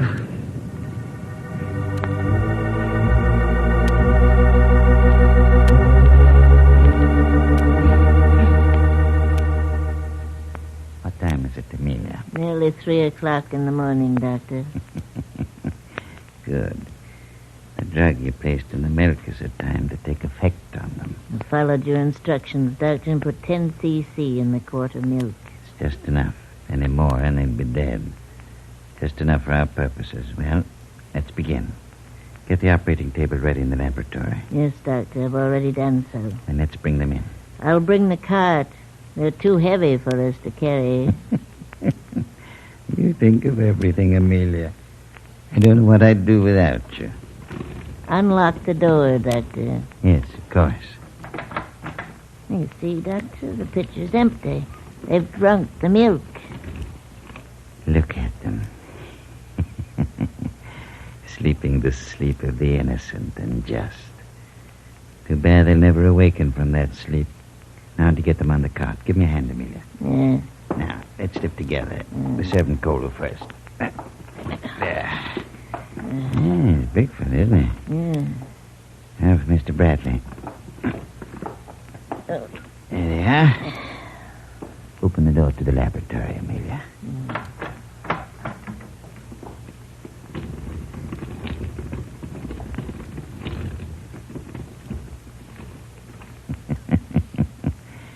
And you wanted to send them away, Amelia. Their coming here was a stroke of good fortune. Now I can test my elixir of life. The acid test, one might say. I was afraid when they came to the door. I thought perhaps they'd discovered who'd fixed the signs to cause the accident. How could they know? Yes, now I can do it. What I've planned for so many years. They called me mad, did they? Said I couldn't restore the dead to life. They shall see. They shall see. Amelia. Yes, Doctor. The body of the man we took from the wrecked car ready? It's ready, Doctor. Good. Now, my dear Mr. Bradley, there is only one little thing we'll want from you. It's a very important thing, however. A small gland that rests between the lobes of your brain. The pituitary. We'll transplant that into the brain of our poor accident victim. That's all for you, Dr. Corell. Huh? They're awake, Amelia. Get her, Colo. Don't let her get away. I get her. I got her, 2 on Jim. I hold her mouth closed. Good. Now, Doctor. Stopped. Halted. My work will never be finished now. Your work should never have begun, Dr. Corell. You were tampering with something that man has no right to meddle in.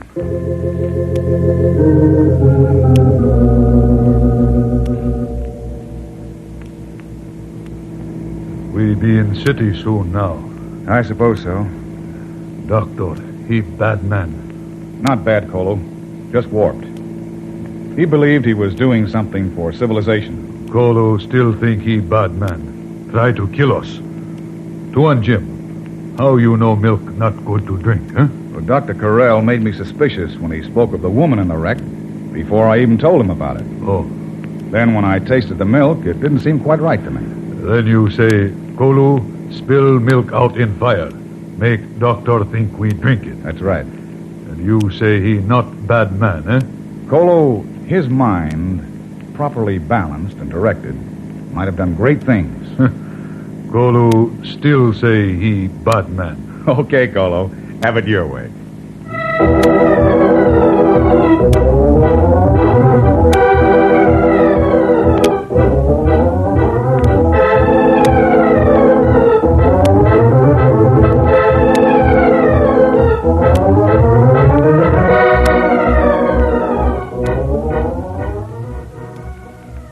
Listen in next week for another exciting adventure of Jungle Jim.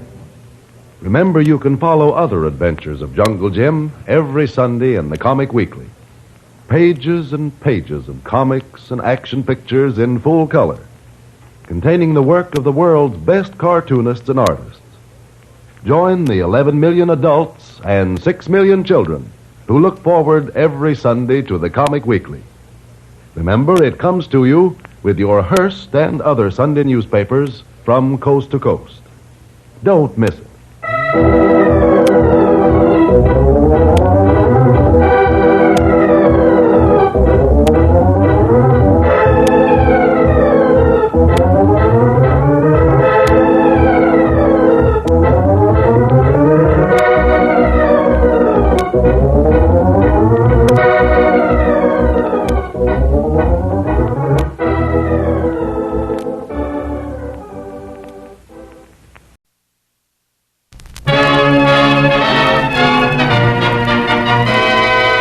This is the United States Treasury Department. The Treasury Star Parade today brings you Frank Luther in a program of authentic Native American songs with David Brookman's orchestra and chorus. The Axis stops at nothing. Don't you stop at 10%. For every time you boost the amount of your pay that you put into war bonds, you slip more bullets into the rifles of your friends and relatives overseas. You also tie another anchor to the prices of the things you have to buy today. And you make dead sure you'll have money for the things you want to buy tomorrow. So set aside more money in the payroll savings plan to buy more bonds. If you aren't already enrolled, tend to that tomorrow. For the payroll savings plan is the easiest, simplest way to buy the best investments in the world today. United States War Bonds. Marching along, we are marching along. Gird on the armor and be marching along. We follow our leader, he's gallant and strong. For God and our country, we are marching along. Marching song. Again, as before in our history, America marches. America marches and marching sings. For they have learned that a brave song lightens the heart. Which takes some of the load off your feet for marching. Am I right? Check. Americans have always had a song for any occasion. But when times are dark, unique to relate, a certain effervescent madness besets us, and we sing songs that make us seem slightly touched. We could go back much further in American history, but let's start in 1848 for our cycle of somewhat pixelated songs, which are really not quite so inane as they sound, as you shall see and hear. I come from Alabama with a banjo on my knee. I'm going to Louisiana, my true love for to see. It rained all night the day I left, the weather it was dry. Sun so hot I froze to death, Susanna, don't you cry. Oh, Susanna, don't you cry for me. I come from Alabama with my banjo on my knee. Oh, Susanna, oh, don't you cry for me. I'm going to Louisiana with my banjo on my knee. Yes, that little tune, Stephen Foster's first hit, was so popular in 1848 that the next year, when the 49ers started west, they sang it all the way to California. Of course, they made up new words sometimes to suit themselves. Words like, California, you're the land for me. There's plenty of gold, so I've been told, in California. Yes, sir, they sang that song all the way to California. Isn't that just like us? A lot of crazy Americans going some crazy place to do some crazy thing, singing a crazy song. But when we get there and do the thing, sometimes it turns out to be important. Sometimes the song turns out to be a hit. We've always been that way in this country. We were like that in 1776, when George Washington's army marched up and down the land without enough shoes, nor guns, nor food, nor money, nor support. But they kept right on marching to a little tune.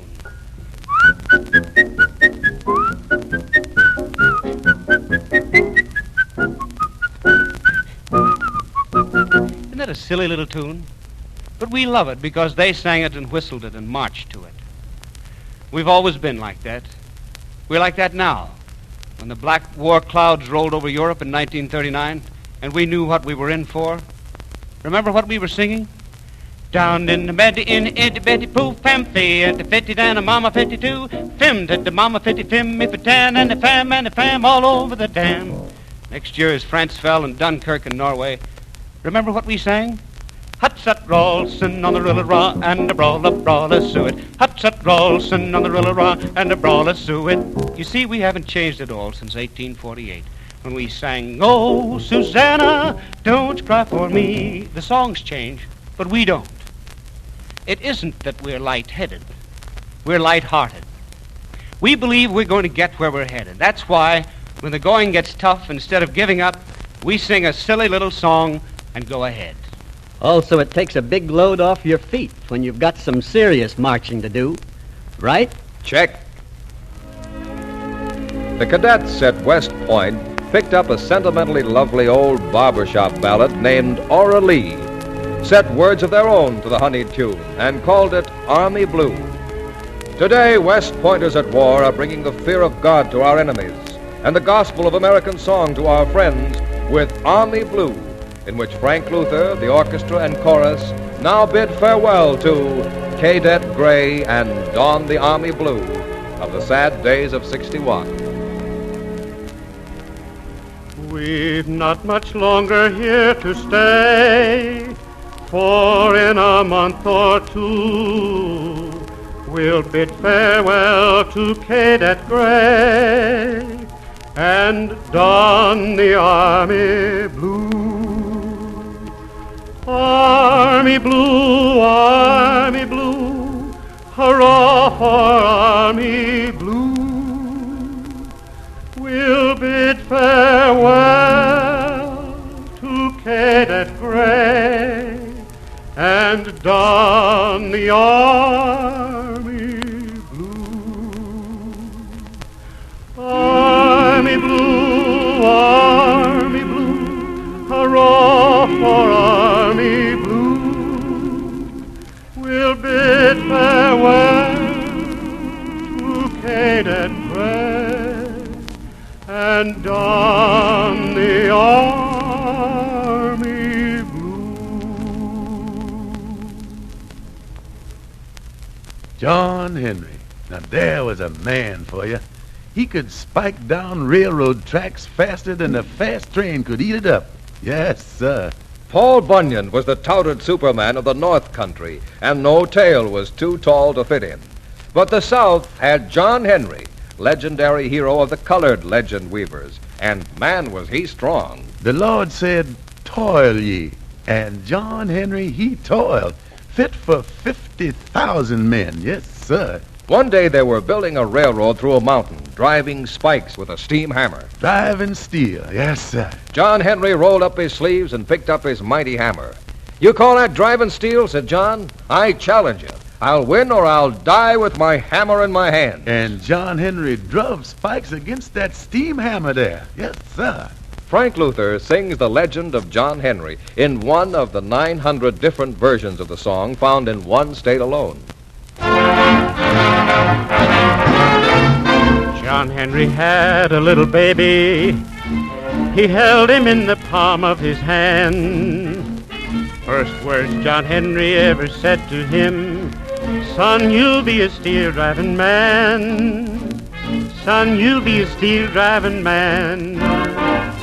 John Henry said to his shaker, "Shaker, why don't you sing? I'm throwing 12 pounds when my hammer comes down.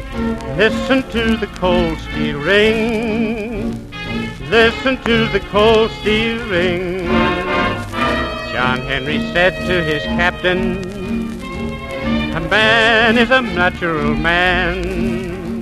Before that steam drill can beat me down, I'll die with a hammer in my hand. Die with a hammer in my hand." John Henry hammered in the mountains till his hammer caught on fire. Last words that he ever said to me, "Cool drink of water before I die. Cool drink of water before I die." John Henry had a little woman. she was always dressed in blue. Last words that she ever said to him, honey, I've been good to you. Honey, I've been good to you. John Henry hammered spikes until his hammer burst into flames and set the mountain on fire. John Henry died with his hammer in his hand. Yes, sir.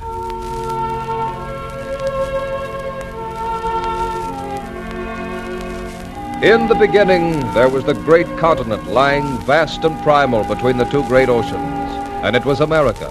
And no sails came yet to the rocky shores. Only the red man roamed the wilderness, hunting and dying. And primitive though he was, seeing everywhere the mysterious hand of God, Manitou he called his God, the Great Spirit, and revered him. Lo, the poor Indian, whose untutored mind sees God in clouds and hears him in the wild.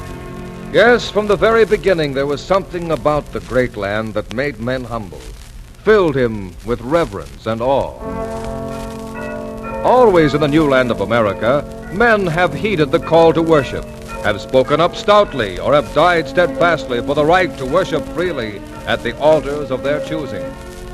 And in man's time in America, there have been many places of simple worship, becomingly humble.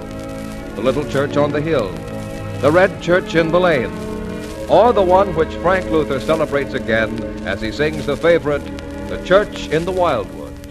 There's a church in the valley by the wildwood, no lovelier spot in the dale. No place is so dear to my childhood as the little brown church in the vale. Oh, come to the church in the wildwood. Oh, come to the church in the vale. No spot is so dear to my childhood as the little brown church in the vale. So sing the faithful. America sings, and singing marches. Marching along, we are marching along. Gird on the armor and be marching along. We follow our leader, he's gallant and strong. For God and our country we are marching along. The army is gathering from near and afar. The trumpet is sounding the call to the war. We follow our leader, he's gallant and strong. We'll gird on the armor and be marching along. Marching along, we are marching along. Gird on the armor and be marching along. We follow our leader, he's gallant and strong. For God and our country we are marching along. So sing the faithful. America sings, and singing marches toward a victory in which each of us has a great stake. Think, every one of you, what losing this war would mean to you personally. And then ask yourself what you're doing to help win it. If you're not putting every single dollar over and above your actual living expenses into war bonds, then you're letting someone else fight your war for you. Yes, and remember, America has more dollars to spare than ever before. Civilian income is higher, and civilian goods are scarcer. So don't let those extra dollars get away from you. How many of them should you put into war bonds? The only ones who can answer that are you and your family. But you can figure it out yourself very easily. Put down on a sheet of paper what it costs you and your family to live each month. Then add together the salaries of everyone in the family who works. Subtract your living expenses from those combined salaries, and what's left is your answer. That's how much you should be putting into war bonds every month. It's money your country needs now to help win the war. It's money you'll need later on to enjoy a prosperous peace. So figure it out yourself.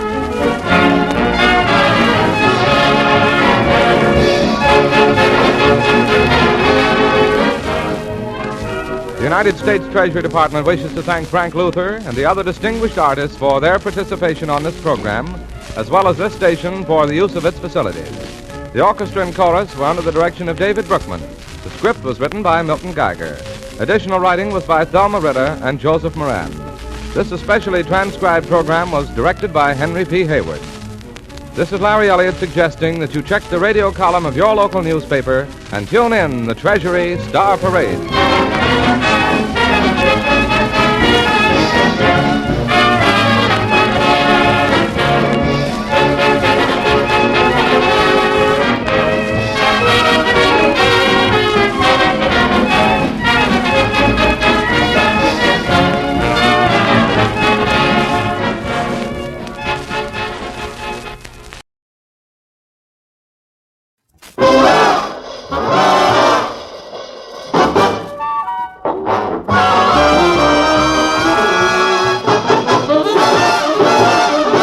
It's Downbeat. Yes, man, it's Downbeat, and this is Gene Norman with another session of the most democratic thing on earth, American jazz. We move into the record room today for some browsing around the shelves loaded with anything and everything good in jazz. One of the best Artie Shaw big band records comes down from the third shelf up, while we hold another record in our hand from the New Orleans bin, played by a group of men from the Crescent City, headed by the old-time clarinetist, George Lewis. Yes, we're headed for 15 minutes of the best of yesterday, today, and tomorrow on Downbeat.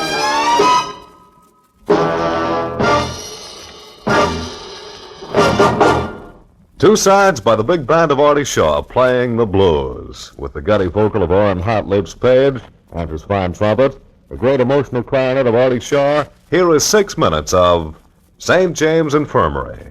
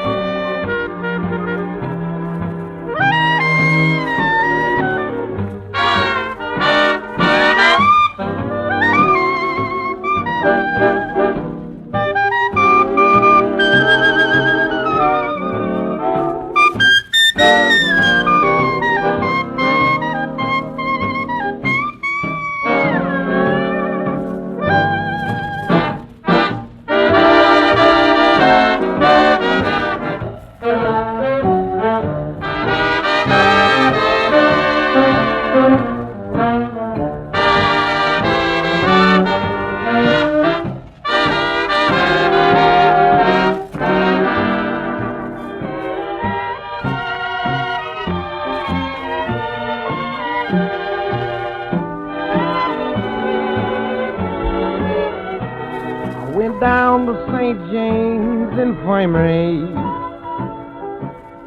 I saw my baby there, stretched out on a long white table, so cold, so sweet, so fair. Let her go, God bless her, wherever she may be. She can look this wide world over, she'll never find another sweet man like me. Though she treated me mean and low down, somehow I didn't care. Well, the Lord knows she was a good girl, and I'll see her again up there. Now when I die, I want you to bury me in Edmund Clapshield, a box-back suit and a Stetson hat. Put a $20 gold piece on my watch chain, so the boys will know I died standing pat.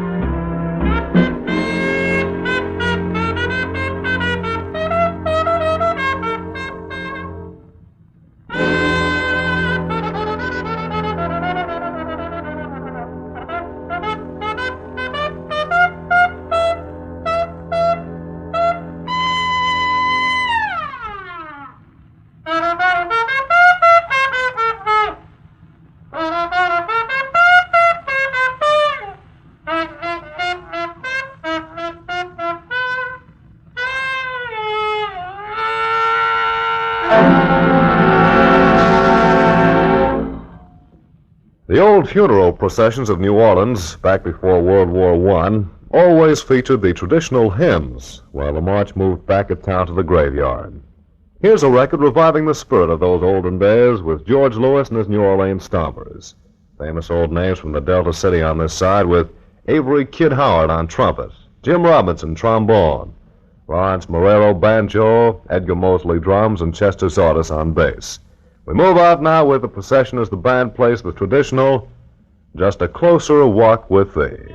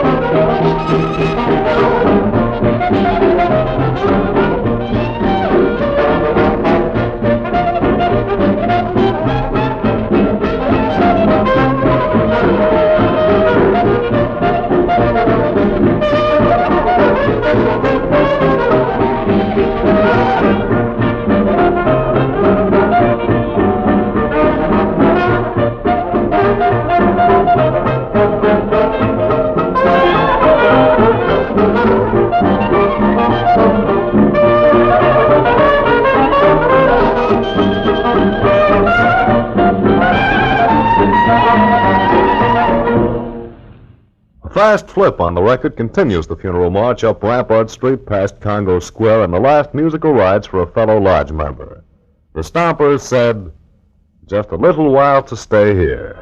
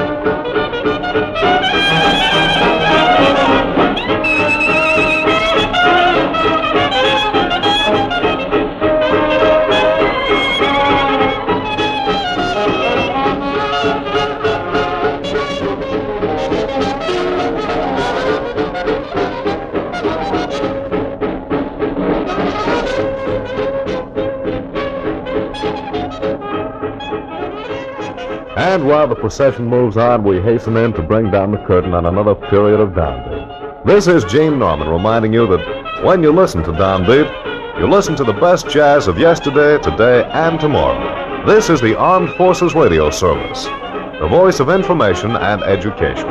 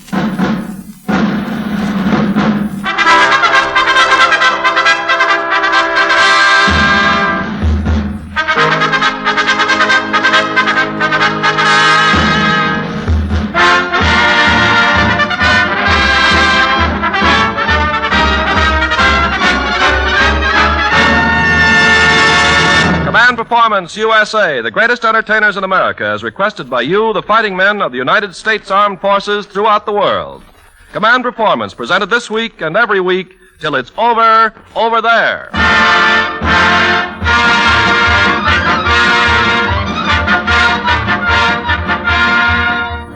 Okay, men, we're rolling out that international barrel of music and laughter labeled Command Performance USA and dumping the contents on the doorstep of all APO and FPO numbers. This is Johnny Doughboy and Company's own show, and those letters addressed to Command Performance, Special Service, Los Angeles, USA, are sealed orders to the biggest stars over Hollywood to come out each week and shine especially for you and our friends in all the United Nations. Right now, it's baseball time at home, and the old-timers are in there throwing curves, but here's the young lady who throws more curves than the whole National League, your mistress of ceremonies, Betty Hutton.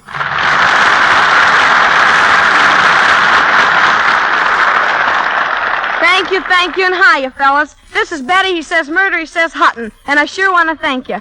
Hello to Mitch Torrigan and the Country Club graduates in Newfoundland. My best to Corporal Bob Page in Barracks 103 at APO 851, and love to the Alaskan Communications System. And Semper Fidelis to the gang of Marines who sign names like these: Zoot Zoot Zoots, Corncob Richie, Alligator Joe, Bat Fergie, Cargo Bill, Harmon Drummer, Wally, Hindy Harmon, and Stinky Davis. What, no prune face?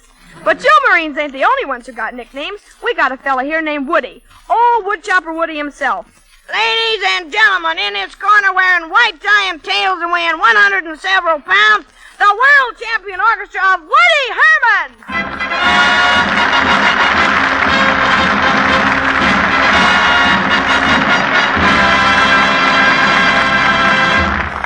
Welcome to Command Performance. And Woody, what have you got for the old groove? Well, guess we'd better dig one of those Marine friends of yours, Betty, that Corncob Richie and Stinky Davis. Them's my boys. But Woody Herman gets more mail than a guy who's behind in his car payments. So you just better acknowledge some of it. Now take Sergeant Joe Bowen and the mob at 715, and Howard Schmidt and Harry Gelden somewhere in China. Swell, and the band and I would like to pay off the guys on Guadalcanal who sent 10 top in exchange for one of our latest tunes. And Woody, don't forget Private Hot Rock and the 7 men in Skunk Hollow Shack number 9 at 935. And the Scotch Camp crew at Dutch Harbor. And down there at San Juan, it's Big Jim Rogers, Shorty Poet, Slippy McCorkindale, Dusty Street, Smiley Stamen, Greasy Grief, and Babyface Johnson. I was betting 10 to 1 that mouthful would choke you, Betty. But fellas, let's roll. Here's one of our newest tunes doing jukebox duty near the Army post, and it's called 4 or 5 Times.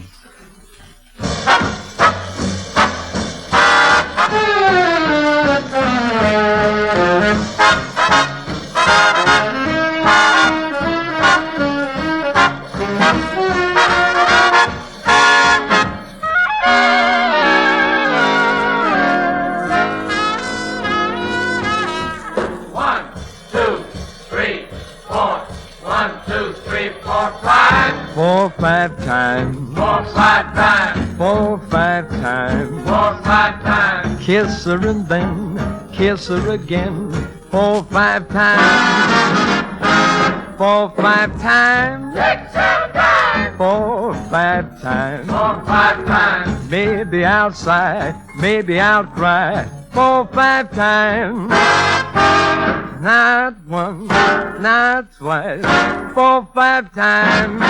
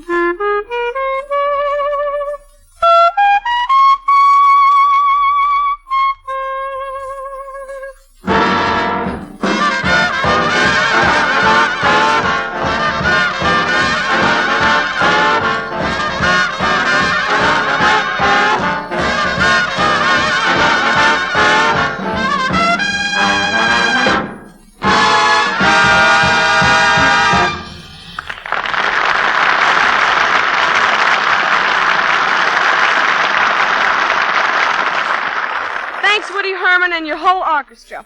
Well, fellas, one of your favorite requests is for the old familiar sounds of things back home. We've had darn near every kind of noise on Command Performance, from goats to foghorns. But there's a new batch of sound requests, so here we go again. At APO 948, Sergeant Hirsch Wright says, it's been over a year since I heard the delightful sound of suds being opened.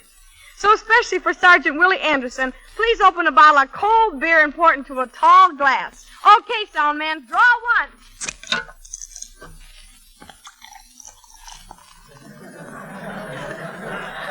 Somewhere on the high seas, Radio Man 3rd Class Alan Roger Davis says, you had a baby cry on Command Performance, but my wife writes me that our baby girl Meredy, who is 3 months old, never cries. She only coos. So could I please hear a baby coo, and I'll make believe it's Meredy.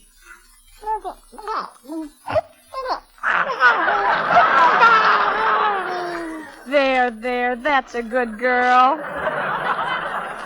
Now you be quiet and Mom will give you a nice hot foot. But up in Iceland, Private Tommy O'Flaherty says, I'd give $1 million to be standing on 42nd and Broadway. A taxi cab is waiting for the green light. And just as a yellow signal comes on, a second cab rolls up and bumps the first and they lock bumpers. Boy, I'd just like to hear those two cab drivers yelling at each other. Okay, Tommy, they'd sound like this. Hey, what's the matter with you, stupid? Ah, shut up. Go on, I'll run you off the avenue. Ah, shut up. Ah, come on, I'll punch you in the nose. Ah, shut up. Go on and hustle your bustle.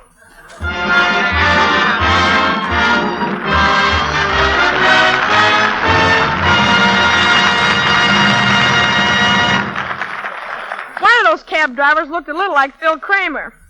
Well, on with the show. Many great artists have come to Command Performance to obey your commands. One of these is a man thousands of you enjoy as often as he can find time to appear. And though he and his famous piano are constantly on the go, he's the kind of man who'll drop everything else to answer your letters. One of the greatest concert pianists in the world playing Fantasy Impromptu, Jose Iturbi.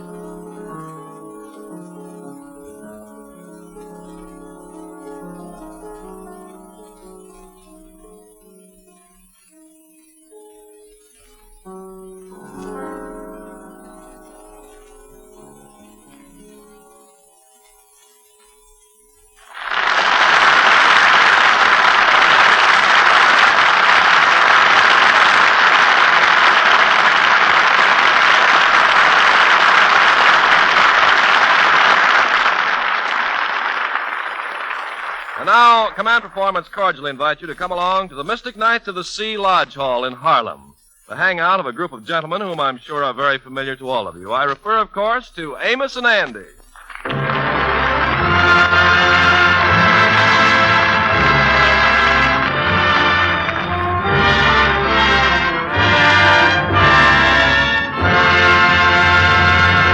As we go into the lodge hall, we find Andy and the Kingfish in one of the offices discussing Andy's recent graduation from a correspondence school for piano playing. Let's listen in.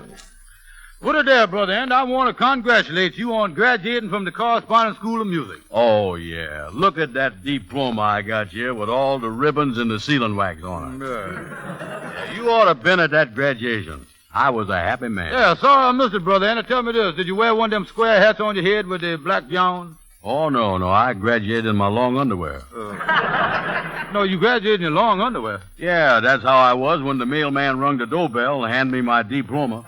Oh, no, that ain't very dignified way of getting graduated. Yeah, I didn't even have time to put my slippers on. Brother Andy, though, tell me this. That's a great thing you got there. It must be great to know everything about piano playing. Oh, Kingfish, I really worked on that course. I studied all them lessons till I knows them by heart. Oh, you did, huh? Oh, yeah.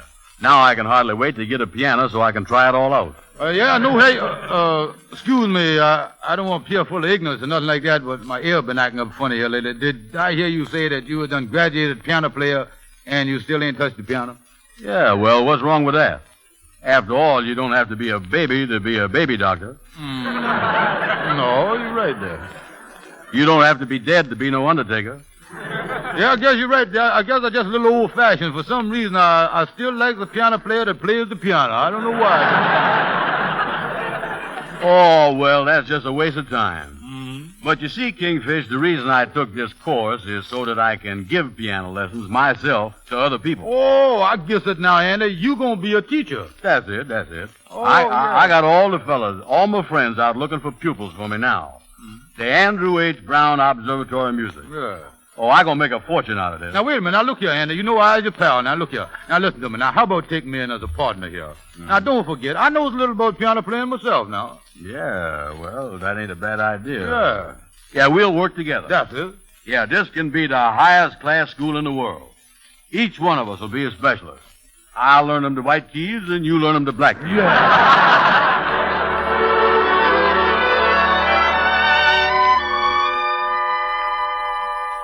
Sure is nice of you, Mr. Turby, to come up here to our lodge hall in Harlem to talk over the idea of you playing for us next week at our charity concert. Well, young man, I happen to be in New York, and if the days do not conflict with my concerts, I'll be glad to help you out. Oh, gee, that's nice of you, and I know that you'll make our concert a big success. Well, I hope so, my friend. Yeah, it sure must be wonderful to be able to play a piano like you can, Mr. Turby. This is the piano here, by the way, that we was going to use in the concert. Maybe you better sit down there a second and see if it's in tune and everything. You can adjust the stool there. All right, my friend. I'll try it.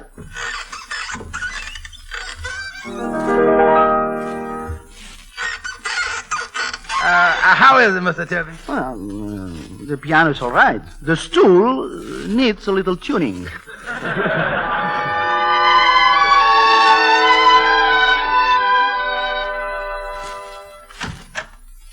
What you want, Lightning? Excuse me, Miss Andy, but Miss Amos wants y'all to come across the hall and meet some fella there that's interested in piano playing. Oh, Kingfish, hear that? Amos has got us a pupil. Oh, great. Now, look here. We ought to soak him double for the honor of being our first pupil. Yeah. Yeah, I'm going to have to charge him $1.50, because maybe I ought to give Amos 25 cents for getting it for me. Come on, Kingfish. Yeah. Now, tell me this. Is you got your diploma in your pocket?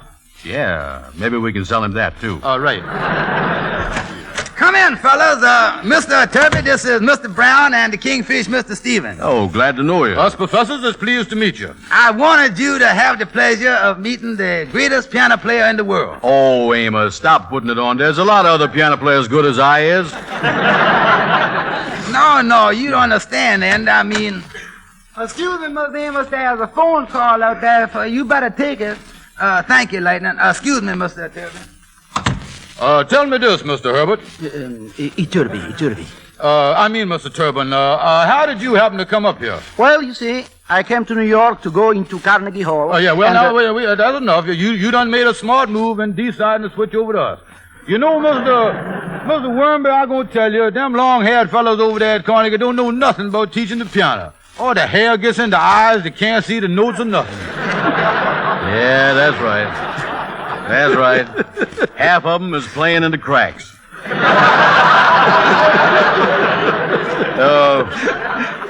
You see, Mr. Turkey, the first rule we got in our school is that all of us professors has got to keep their hair cut short. Pardon me. Do I understand that you are going to give me piano lessons? Oh, yes, sir, Mr. Turmoil. Yes, sir. Yes, sir, yes. We can either give you the beginners or the advanced. Well, I think I'd better take the fastest one because I'm playing with the New York Philharmonic Orchestra tomorrow night. Oh, well, wait a minute. I better take off my coat here and get busy right away. Now, look here. Here is the instrument right over here. Yeah, step this way, Mr. Derby. Now, this is called the piano. Now, the place where all these keys is here, that's what we call the dashboard. The dashboard. Yes, yes. Do you have a self-starter on this dashboard? Oh, no, sir, no. You don't need no starter for the piano. You were thinking about the electric player piano that you put a nickel in. That's what you think about. Oh, yes, I see.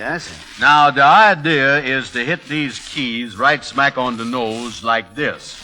I think that is C, Professor Brown. Yes, that's C, D, E, F, G. And then it goes right on. H, I, J, K. Thank you. Thank you very much. Now, the main thing, Mr. Jerky, is the main thing here is to keep your knuckles low. You see, we teaches the knuckle down low system. Now, right here, go ahead, try hitting the keys. Dan, don't forget, knuckles down. You mean like this? Uh-oh, you see, Kingfish, he learned already. Yeah. That just goes to show you, Mr. Turbin, that it pays to come to the best teachers. Mr. Turby, that phone call was for you. They want you to come down for a rehearsal at the New York Philharmonic. Well, why didn't you tell him that he's busy taking a piano lesson? Wait a minute, Aunt. You ain't trying to give Mr. Turby a piano lesson, is you, Andrew? Why, you think he's going to be too hard to teach? Oh, Mr. Turby here happens to be one of the world's greatest piano players. He gets thousands of dollars for just one appearance. He's a concert artist. Oh, he is, huh? I didn't know that. Yeah, that put a different angle on the matter, don't it? It sure do. Well, in that case, Mr. Termite, tell you what. Kingfish, what about it? Mr. Turkey, we'll make you a deal. We'll give you lessons for half price.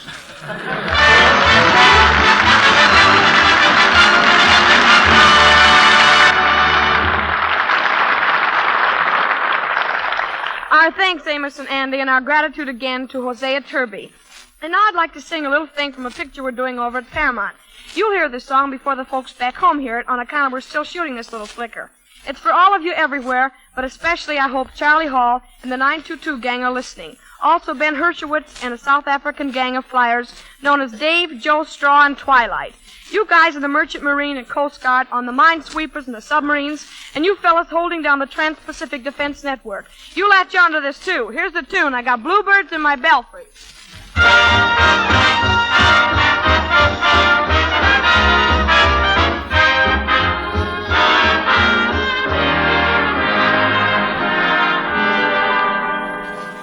Do I look funny? Do I act strange? I can feel a mysterious change. I saw the best psychiatrist uptown. He stroked his beard and he started to frown. He said, I don't know what's wrong with you. There wasn't anything that he could do. Don't want to knock the doc, but anyone here can see something's wrong with me.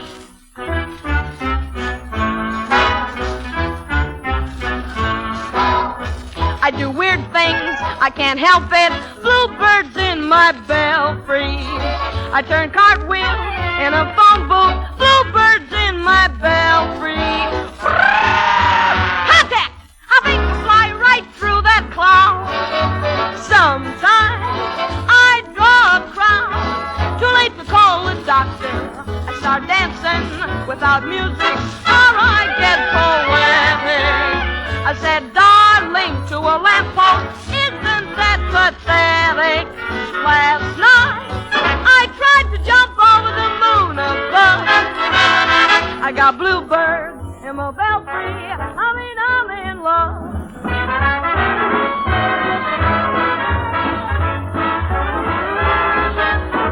I hear echoes, bluebirds in my belfry. I play leapfrog with my shadow, bluebirds in my belfry.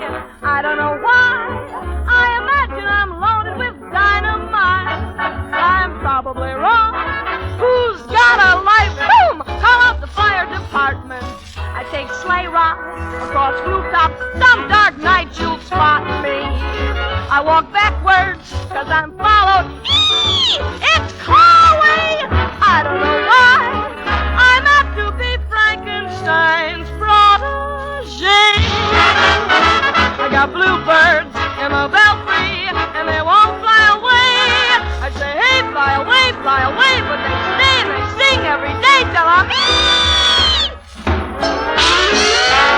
I got bluebirds in my belfry.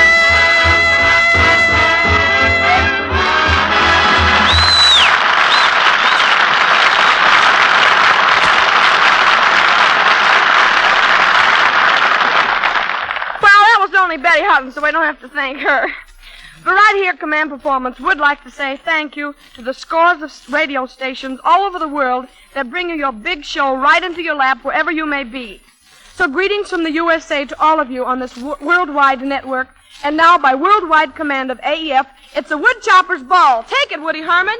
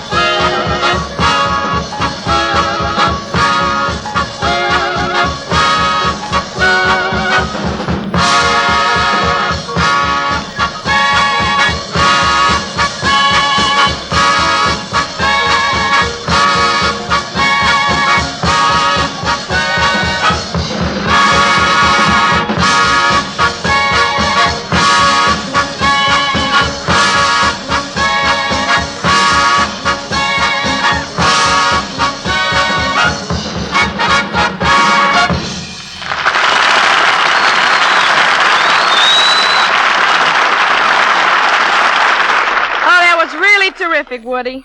Well, men, with that number by Woody Herman, we hit the bottom of the old keg. But we'll be rolling out the barrel again next week, loaded with tunes and belly laughs. Don't forget, this is Command Performance, and it's your show to boss around. You write in the orders, and we fill them. It's just like walking into your favorite joint back home. So you name your poison, we got it. This is Betty Hutton saying thanks to all of you and sending love and kisses. First time I ever saw lipstick on a microphone. So long, fellas.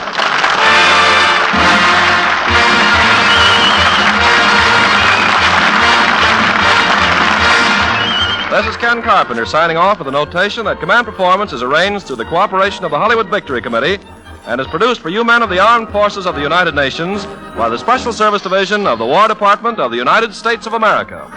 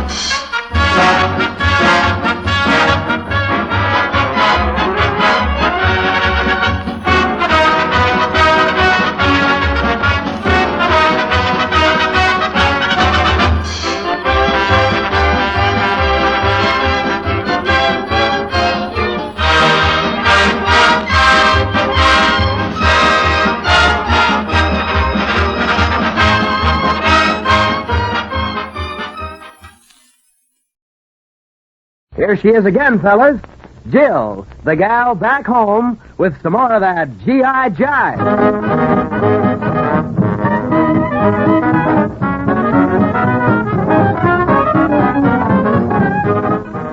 Hiya, fellas. This is Jill again, asking you to join me in another session with the jukebox. Yep, gang, the records are all stacked and I'm loaded with nickels. 5 of them to be exact, so if I'm going to spend them all in one place, I'd better get spending. All you Count Basie men, stand by, 'cause nickel number 1 buys the Count and those Basie blues.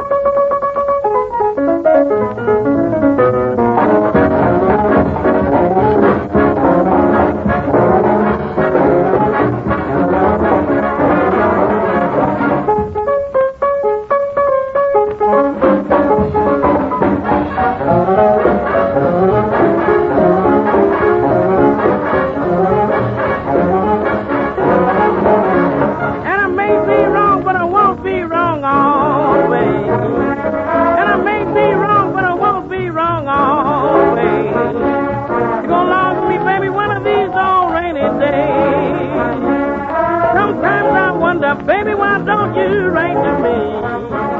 Sometimes I wonder, baby, why don't you write to me? I've been a real bad fella, I didn't intend to be. Baby, see what you have done. Baby, see what you have done. You done called me to love you, now your baby's done. She got ways like a devil, shaped like a frog. Start to loving me a holler cat dog. I love my baby better than I do myself. Gonna find out, baby, what's loving somebody else. Yes, yes. Yes, yes. Yes, yes. Yes, yes. Yes, yes. Yes, I know.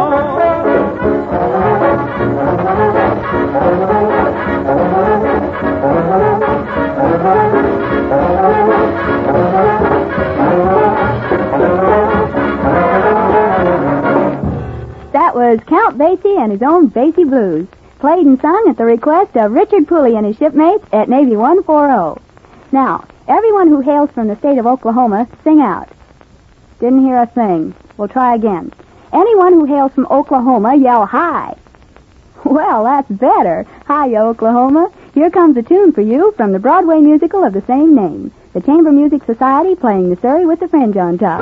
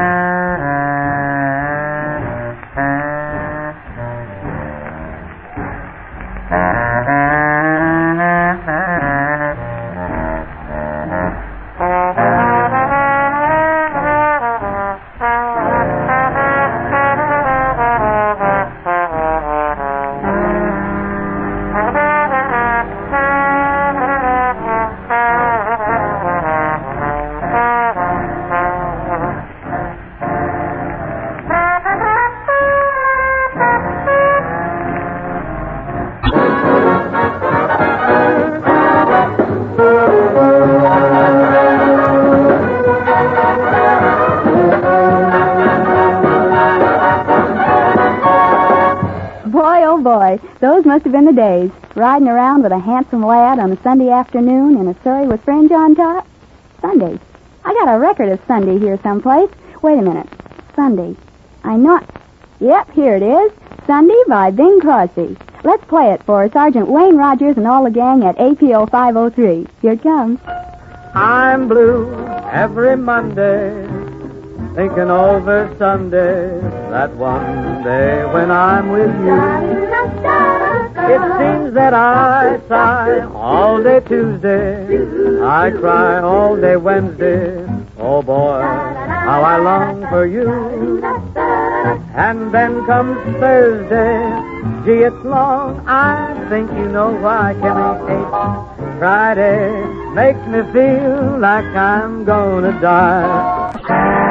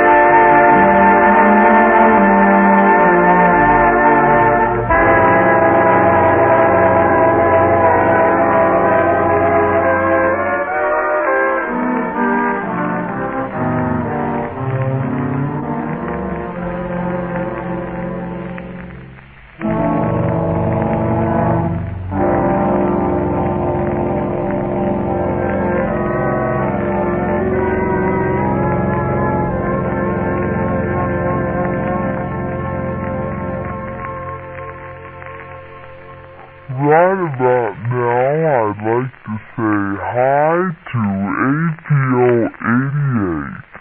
Hi, 88, and thanks a million for your swell letter. I'll get that picture on the way as soon as possible, and I'll play that record right now.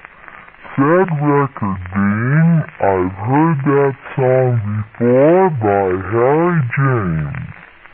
For Sergeant Walter Fisher, Sergeant Jim Lucas, Sergeant John House, Corporal Charles Davenport, a houseman Davenport, and Corporal Old Beatty of APO 88, and it's also for Mississippi and the men at APO 729.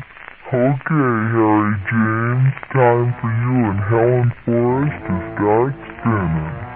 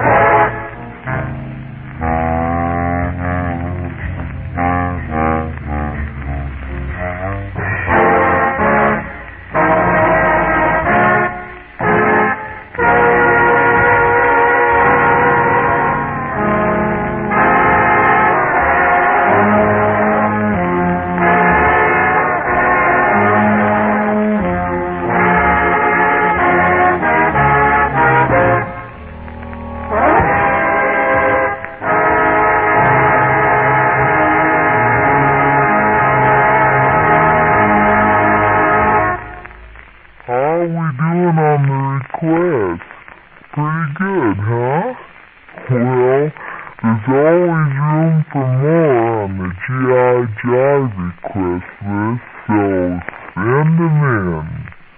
The more requests I get, the busier I get. The busier I get, the better I like it.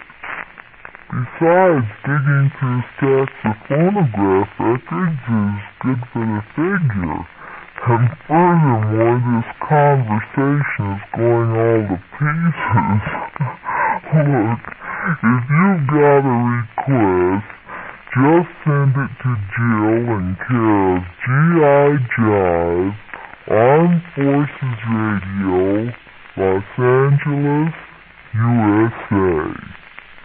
Now, from way back in the books comes Kay Kaiser playing Sleepy Time Gal, and it's for Master Sergeant R. Grantham and the men at APO 634, and Master Sergeant Pat Becker and Sergeant Carl McCullen.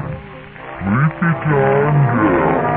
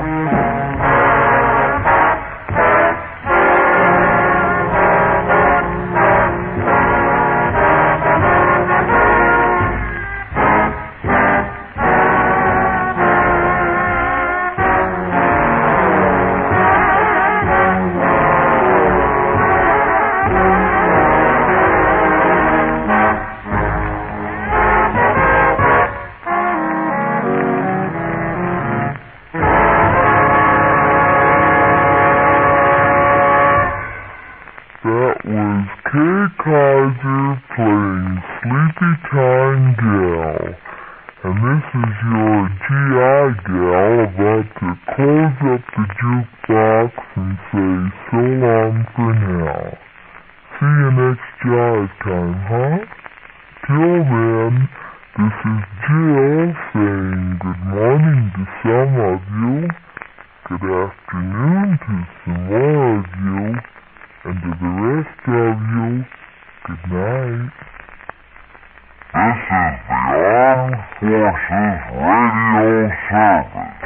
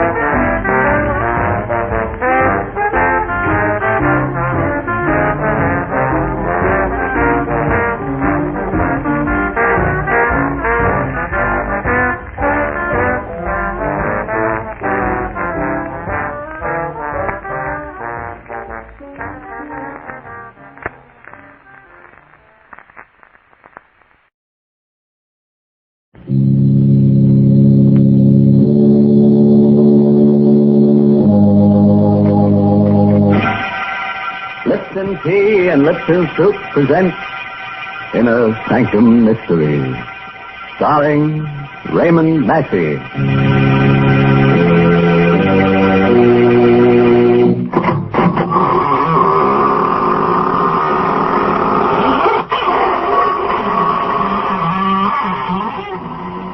Good evening, friends. This is your host of the Inner Sanctum, welcoming you to another half hour of gore galore. Come in, won't you, and sit down. No, not there. You'll sit on Ezekiel. He wouldn't like that.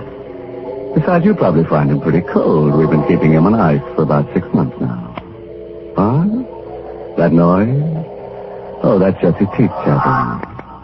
No, not because he's cold, but because he's just finished going over tonight's story and, well, I guess you could call him a scared stiff. Goodness, is the story really going to be so scary? Do you mean that lots of people are going to be murdered? Yes, Mary, but don't worry. We're only killing people who've never been killed before. Well, I guess then that all the characters in the story will need plenty of Ho Suet. Ho Suet? What's that? Chinese for Lipton tea? Well, you're half right. It's Chinese. Ho Suet means good luck.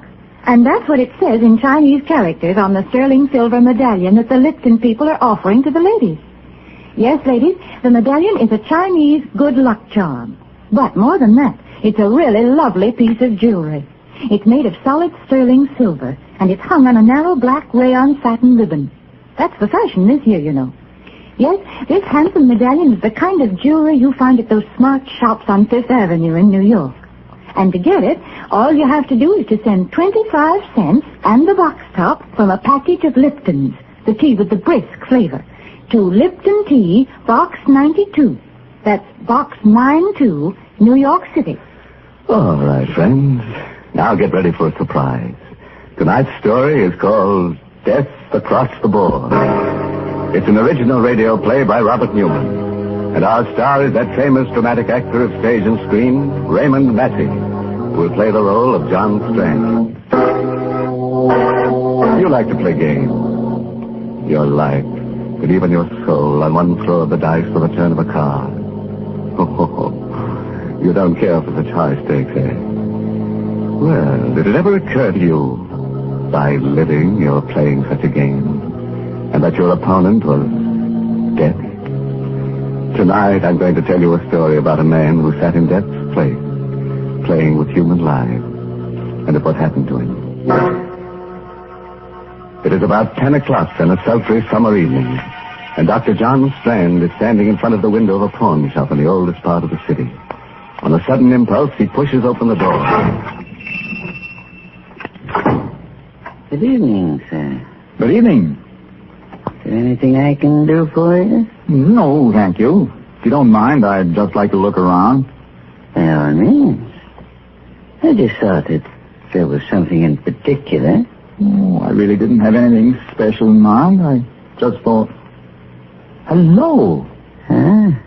My chess set. Yes, a very interesting set. And a very interesting game you're playing. My dear sir, you have no idea how interesting. Whose move? White's. Then White should win in 6 moves. That, sir, is very much open to question. Well, perhaps we can play sometime. How much for this set? Not for sale. Oh. Too bad. Yes. However, if you're interested in chess and chessmen, I know of a set that I think might appeal to you. It's an Arabian set. 12th to 13th century ivory. The white pieces are Saracen warriors, and the black pieces are crusaders. Do you have it here? Unfortunately, no. It's not very far away. If you thought you'd like to see it. Well, if it's not too outrageously expensive, and you're sure it's no bother? My dear sir, don't give it another thought. I'd be most anxious for your reactions, even if you don't buy. The address is 23 Radon Place. It's down 2 blocks, and 1 to your right. Go up 1 flight and ask for Felix. Tell him that Raphael sent you. 23 Vallon Place. Up 1 flight. Ask for Felix. I'll phone him and tell him to expect you. Your name is? Strand. Dr. John Strand. Very good, Dr. Strand. Somehow I have the feeling we shall see each other again. Perhaps we should even have the chance to play that game you mentioned before.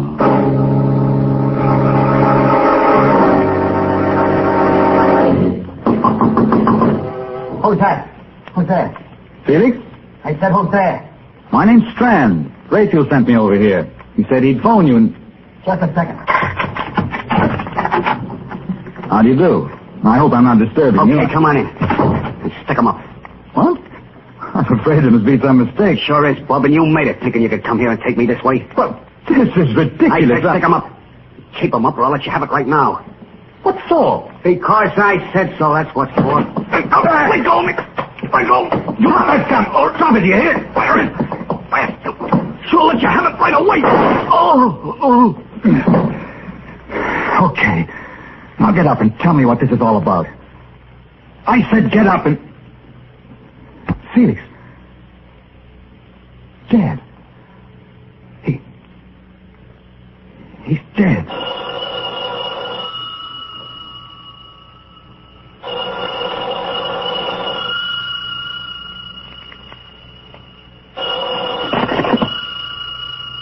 Hello? Felix? I'm sorry, but he can't come to the phone right now. Oh, Strand. Congratulations. What? Who is this? This is Raphael. Now, do you think it's possible for White to win in 5 moves? What do you mean? You killed him, didn't you? Of course you did. Or you wouldn't be speaking to me now. I suggest that you go through Felix's pockets, take out the most interesting thing you find there, and bring it to my shop. What? Hello. Raphael. Go through his pockets. I've got to get to the bottom of this, find out what it's all about. A wallet. Keys. And a chessman. A black rook. All right, Mr. Raphael. I think perhaps I'll take you up on that. I will go back to your shop.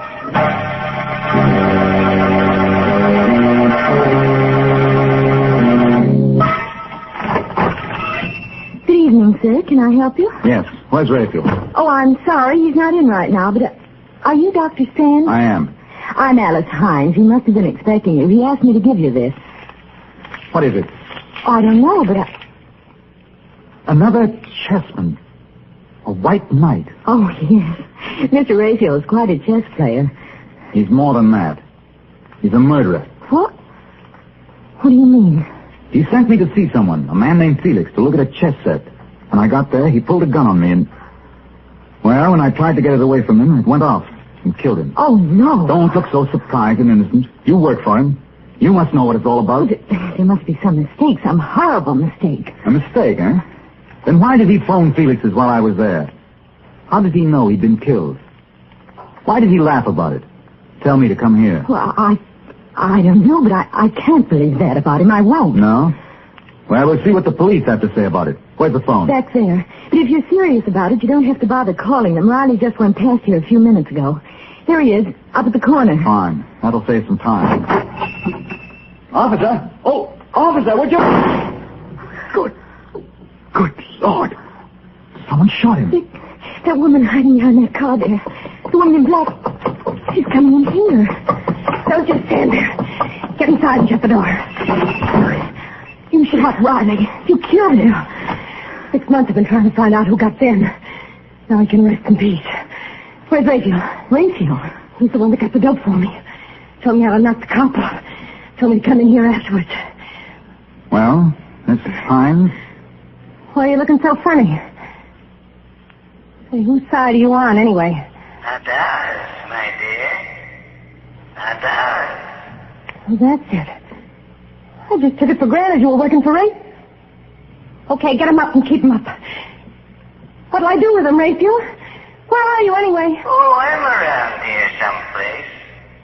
As to what to do with him, I leave that to your discretion.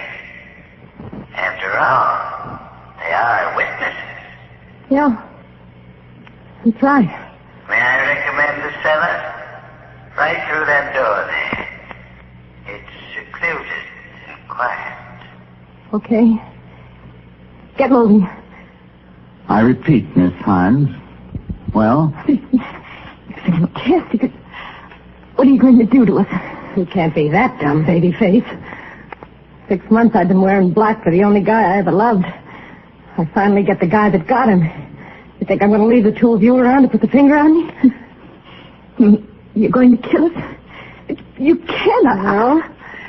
Seems to me I did a pretty neat job on that flat, but after all, they can't burn you more than once. Okay, open that door and go on down. Allow me, madam. Never mind, wise guy. You go down first. And babyface. It's not very good manners. No, I'm not going to let you do it. Give me that. No, you fool. Let it go. Down after it. Hurry. Watch while I get the gun. I didn't mean to do this. I was just trying to get the gun, but she tripped. She fell. Like a trance. Why is she lying there so funny? Her head. Let's see. Huh. Her neck's broken. She's dead. Oh, no. It means I killed her. Not any more than it means I killed Felix. Look. There, lying next to her.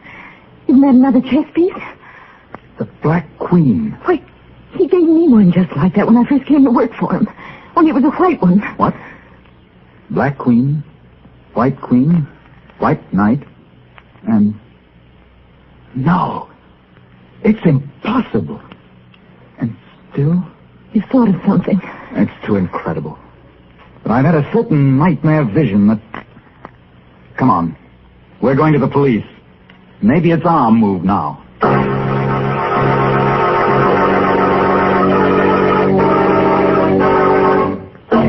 Well, live and learn. I always had an idea that I wouldn't like chess, that it was a pretty slow game. But here we've only been playing for about 15 minutes, and we've chalked up 3 corpses already. Yes, this kind of chess is just like a divorce. Why? What do you mean? Well, it's a good way to get rid of your wife. That is, if she's a stale mate. Well, I assure you, most men don't want to get rid of their wives. Is that so? Didn't you tell me that a man had written in to ask for that Lipton sterling silver medallion on the black ribbon? Yes. And didn't he say he wanted to put it around his wife's neck as a choker? Oh, dear, you don't understand. A choker is just one of the ways in which you can wear this medallion. Of course, you can also wear it as a necklace or... Well, here's what one of our listeners says she does. I put the medallion on my charm bracelet. I just took it off the narrow black rayon satin ribbon on which it's hung and then slipped it on my bracelet. The medallion was just the right size. Yes, ladies, and no matter how you wear it, the medallion is really a smart piece of jewelry. It's made of solid sterling silver, and it's about 1 inch in diameter. So send for your medallion tonight. The Lipton people are making it easy for you to own one. Just send 25 cents and the box top from a package of Lipton's, the tea with the brisk flavor, to Lipton Tea, Box 92. That's Box 92, New York City. It's better right now, friends, while your hands are still steady enough to address the envelope. Well, let's go back to our game of chess. And our star, Raymond Massey, who's playing the role of John Strand. It's about a half hour later now. Dr. Strand and Alice Hines are sitting in a bare, quiet room, the chief's office at police headquarters. For the past 10 minutes, Strand has been talking steadily, describing everything that has happened. So you each bumped someone off, eh? And you come to give yourselves up. We certainly did not come here to give ourselves up, Chief. I told you that in both cases it was self-defense. We're here because there's a madman loose, a homicidal maniac. And you that just goes around bumping people or rather gets other people to do his killing for him. No, there's more to it than that. Much more. Yeah? What? It just came to me a little while ago. There was something strangely familiar about this Raphael, and... Did you ever hear of Raphael Norbert? No.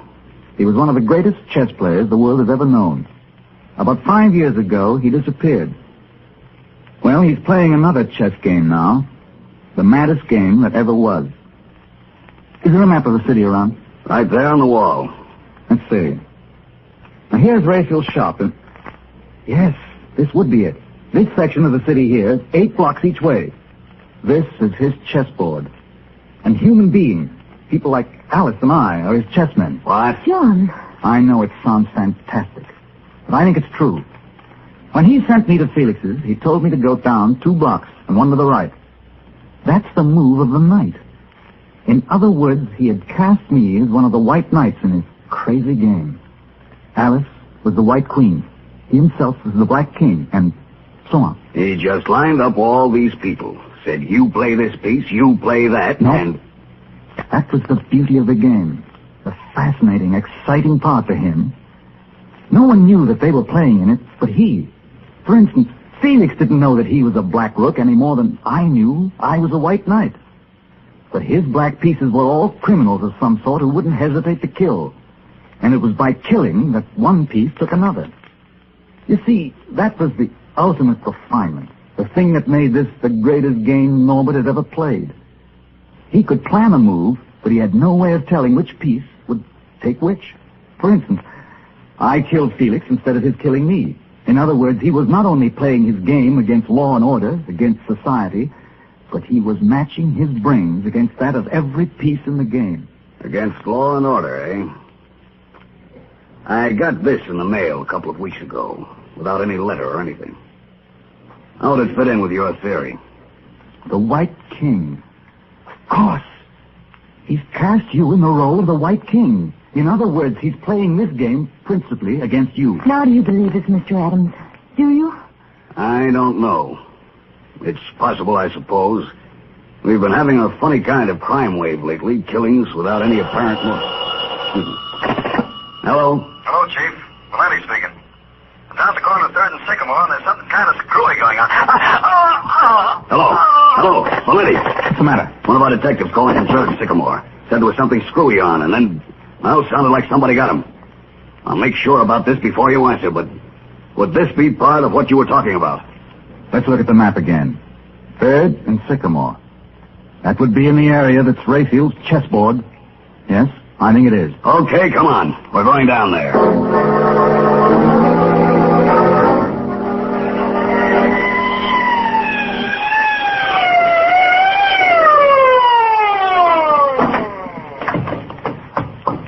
There he is, lying next to the call box. Dead. Stabbed. Look there, lying next to him. Another chess piece. A pawn. A white pawn. Of course. If you're the White King, then all your men would be pawns. Pawns, huh? They're the pieces that get pushed around, aren't they? Well, they're the ones that are usually sacrificed. 2 of my men, Riley and Valenti. Okay, Strand, you're a chess player. You think you can figure out what this Rayfield character's going to do next? Tell me how I can meet him? I might. I only got a very quick look at the board. But if I can remember the location of the pieces... You mean he's actually got a board set up showing where all the pieces, where everybody is? There's one set up in the little table right next to his desk. No one's allowed to touch it. That's the one. And it was because I noticed it, commented on it, that I got involved in this nightmare. I think I do remember the position of all the pieces that were left. But of course some moves may have been made since I saw it last. Well, what are we fooling around for? Let's go to that shop and make sure.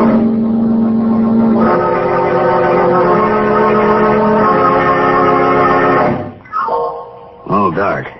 Doesn't look as if anyone's in the store. Locked, all right. You got a key, haven't you, Alice? No, Rayfield never gave me one. He always locked up himself. Well, what do we do? 2 of my men killed and you ask me something like that. Look out. Okay, where's the light? Right here. There's the chessboard over there. I know. Let's take a look at it. This all there is to the place? Except for the cellar. He must still be down there. That woman in We'll black... go down there later. Well, Strand? Well, at the moment, black seems to have the edge on us. Several moves have been made, and we've lost several pieces. But we've still got a The fair devil's chance... winning that game. Where's this Rayfield guy, the Black King? What's he going to do next? Just give me another minute or two, will you? The Black King is still in his own square, which would seem to mean that Rayfield was still here someplace. The thing is, I'm not sure whose move it is now. You're right, Strand. I am still here. And it's my... What in thunder? It's him speaking over some kind of loudspeaker system. Maybe from the cellar. From the cellar, huh? Now, I'm going to...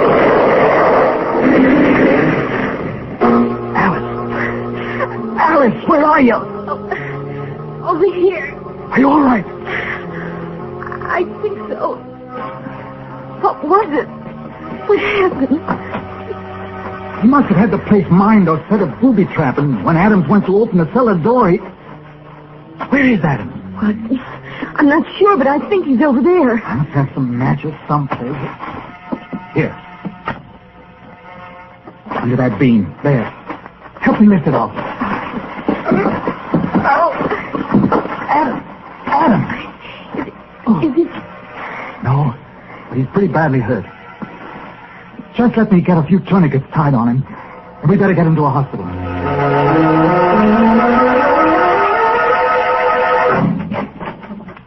This way. The emergency ward's right in there. How do you know? Well, I ought to. I interned here. Funny. There's no one around. Well, let's put him right there, on the table. Gently. That's it. Hello? This is Dr. Strand speaking from the emergency ward. I've got a very severe accident case here. Is there anyone around who can take care of him? What about surgery? Crandall? Oh, fine. Will you ask him to get down here as soon as possible? Thanks. The chap I used to know is just finishing an operation. He'll be down in a few minutes. Will there still be time? Yes, I think so. We'll have to give him a transfusion once we get him patched up. I'll start scrubbing up myself in case Crandall needs a hand. Isn't there anything I can do? Just keep your eye on him. The tourniquets particularly. It'd be too bad if he lost any more blood. Right. He's still unconscious, but no. Oh, hello, Crandall. That was quick. Awfully glad you were here. It's a pretty serious case. Adams, the chief of police. An explosion. Oh? If we don't work fast, we may lose him. Shock. Possible concussion. Right axillary artery severed. I got a tourniquet on. I'll be finished scrubbing up in a minute and give you a hand. Take your time. No hurry. I'll just... What are you doing? Removing the tourniquet. Wait, I'm not ready with the ligatures yet. You're not Crandall. You're Rachel. Right, Strand. Rayfield Norbert. Dr. Crandall is still in surgery. Locked in, as a matter of fact. I put on this mask and gown not because I thought it would fool you. Because, well, somehow it just seemed appropriate. But it can't be you. You were in the shop. No, Strand. You're thinking of my voice. It was coming over a loudspeaker system from next door. If you're thinking of my position on the board, you forget. I hadn't made my move yet. Raphael, I don't know why you've done all this, and I don't care why. But you've got to let us do something about Chief Adams. All that bloody... Yes, Raphael, for heaven's sake. Not a move, either of you. But when I have to shoot, I sincerely hope it won't be necessary. After all, when the chief of police dies, the game will be over. And the most interesting game it's been. But haven't there been enough deaths? You're very sentimental, my dear. I'm afraid you never would make a good chess player. Pieces have been taken, that's all. Raphael, suppose we just give up. Say you've won. That's right, Raphael. We'll siege the game. But let me do something about Adams. There's still time. I've got everything ready here. All the instruments. No, Strand. This is one game I won't have ceded. But I insist on having played out to the last move. That's the way you want it. All right. If I'm not mistaken, it's my move now. My eyes. The formaldehyde won't help them any. Here's his gun, Alice. Watch him while I get these tentacles back on Adams. You think you can still save him? Yes. His pulse is weak, but I think we can still save him. man. As for you, Raphael, you made one bad mistake. You forgot that 3 of us came to your shop. The White King, White Queen, and White Knight. That would put you in check. Well, Strand, I felicitate and congratulate you. If I'm to lose, I prefer to lose in my own way. Watch your... Oh! He went through the window. There's a railroad underpass right outside. A drop of about 60 feet. I think that's game, match, and tournament.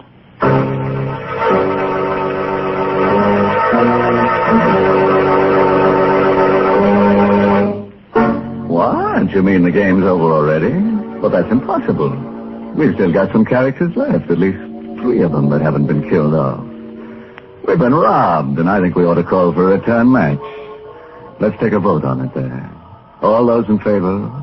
1, 2, 3. That's funny. It came out just the way it did for our friend Raphael. The eyes got it. Heavens, let's not have another game of chess. Yes, Mary. Now do you see why they call the pieces chess men instead of women? Oh, this game's too rough for women. It certainly is rough. Oh, do you feel worn out and tired? Why don't you rest a while? Then you can slip into something comfortable, like a winding sheet. And if you want to be really fancy, you can put on your sterling silver medallion. What? You have no medallion? Well, here's how you get one. Just send... Never mind. I'll tell them, thank you. Ladies, if you want to own a handsome sterling silver medallion, just send 25 cents and the box top from a package of Lipton, the tea with the brisk flavor, to Lipton Tea, Box 92, New York City.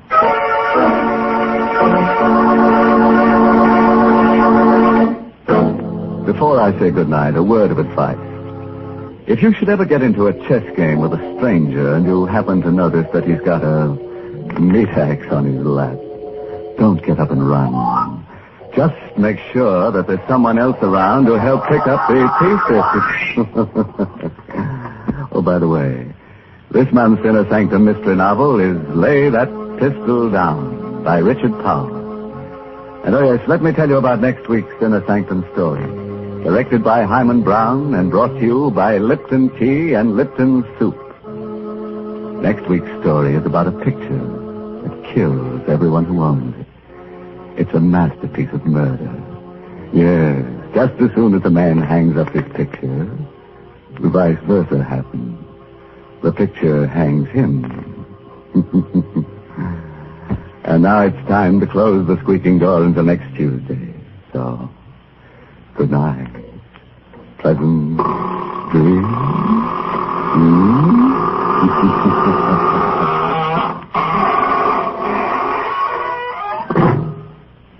Folks, the next time you send a box of food to your boy overseas, be sure to include a package or 2 of Lipton's Noodle Soup Mix. You see, Lipton's is just like a taste of home.